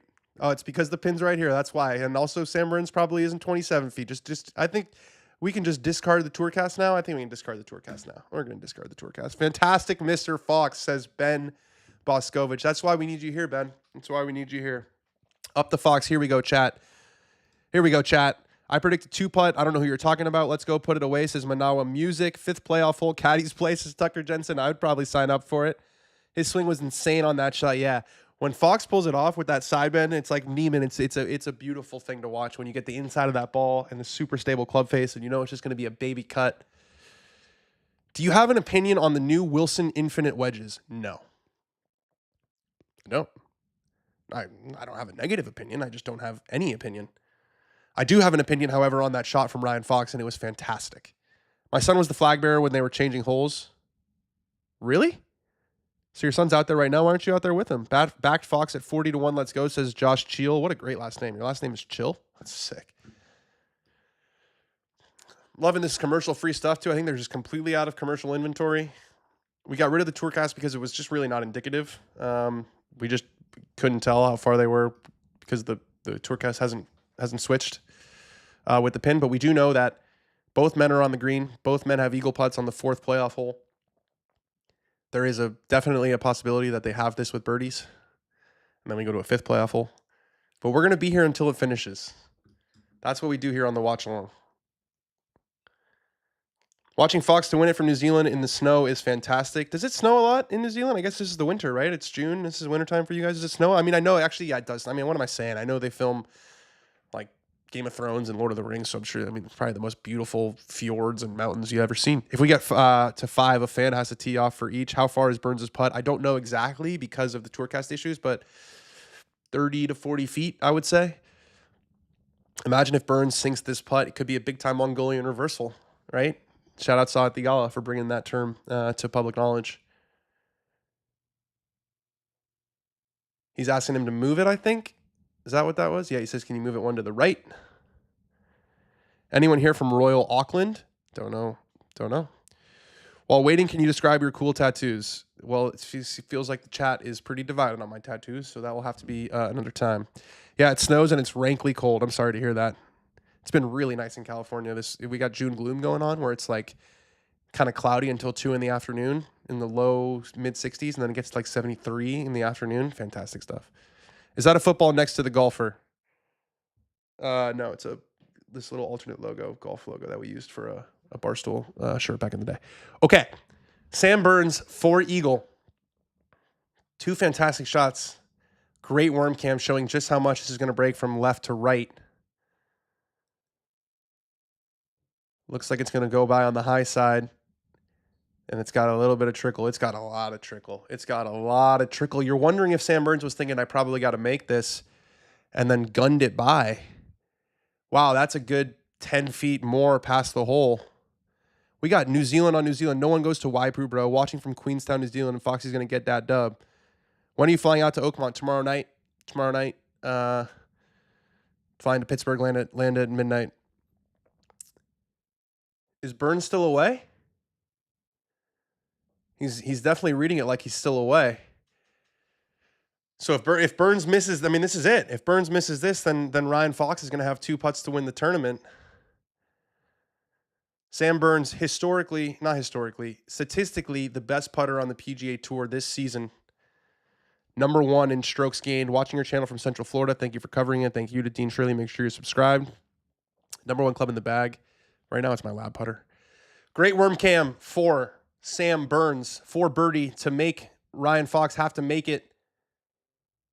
It misses on the low side. It does not go in. It's a 3-putt for Burns on the playoff hole, and Ryan Fox has one hand on the trophy.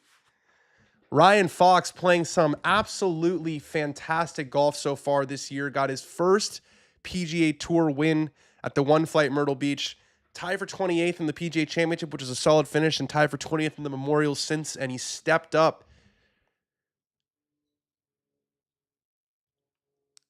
2 putts to win. Why don't we close it out with an eagle? Ryan Fox? No need to. We don't need to close it out with an eagle. Wow, it's rolled like a foot past. So he's going to mark it. He's going to do the whole deal.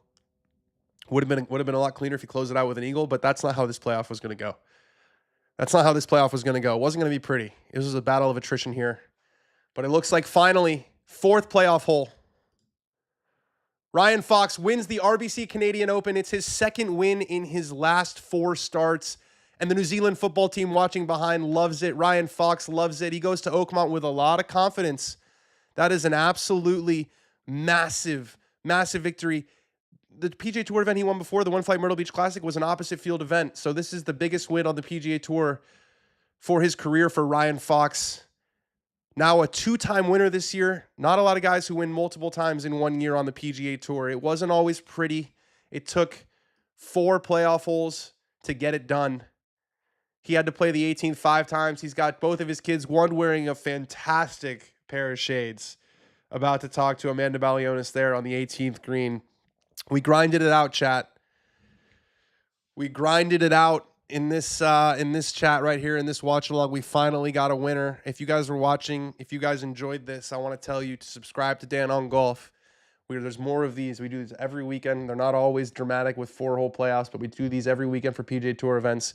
We got a Dan on Golf coming to you live from the studio on Monday. We got a Dan on Golf coming to you on Wednesday from Oakmont, on Thursday from Oakmont. Then I'll be back for the weekend. Saturday watching along, Sunday watching along. We'll do some extra shows. It's going to be fantastic. Ryan Fox gets the win. You guys all seem to be very, very happy about Ryan Fox getting the win. We have a lot of support apparently in New Zealand. We've had a lot of support everywhere. It felt like a great watch along. Just a great watch along. I want to thank all of you guys. I want to thank Ryan Fox's young child for wearing an incredible pair of shades. It brought a lot of light to our life at the end there after what was a bit of a drag on the playoff. But congratulations to Ryan Fox. Congratulations to all of you.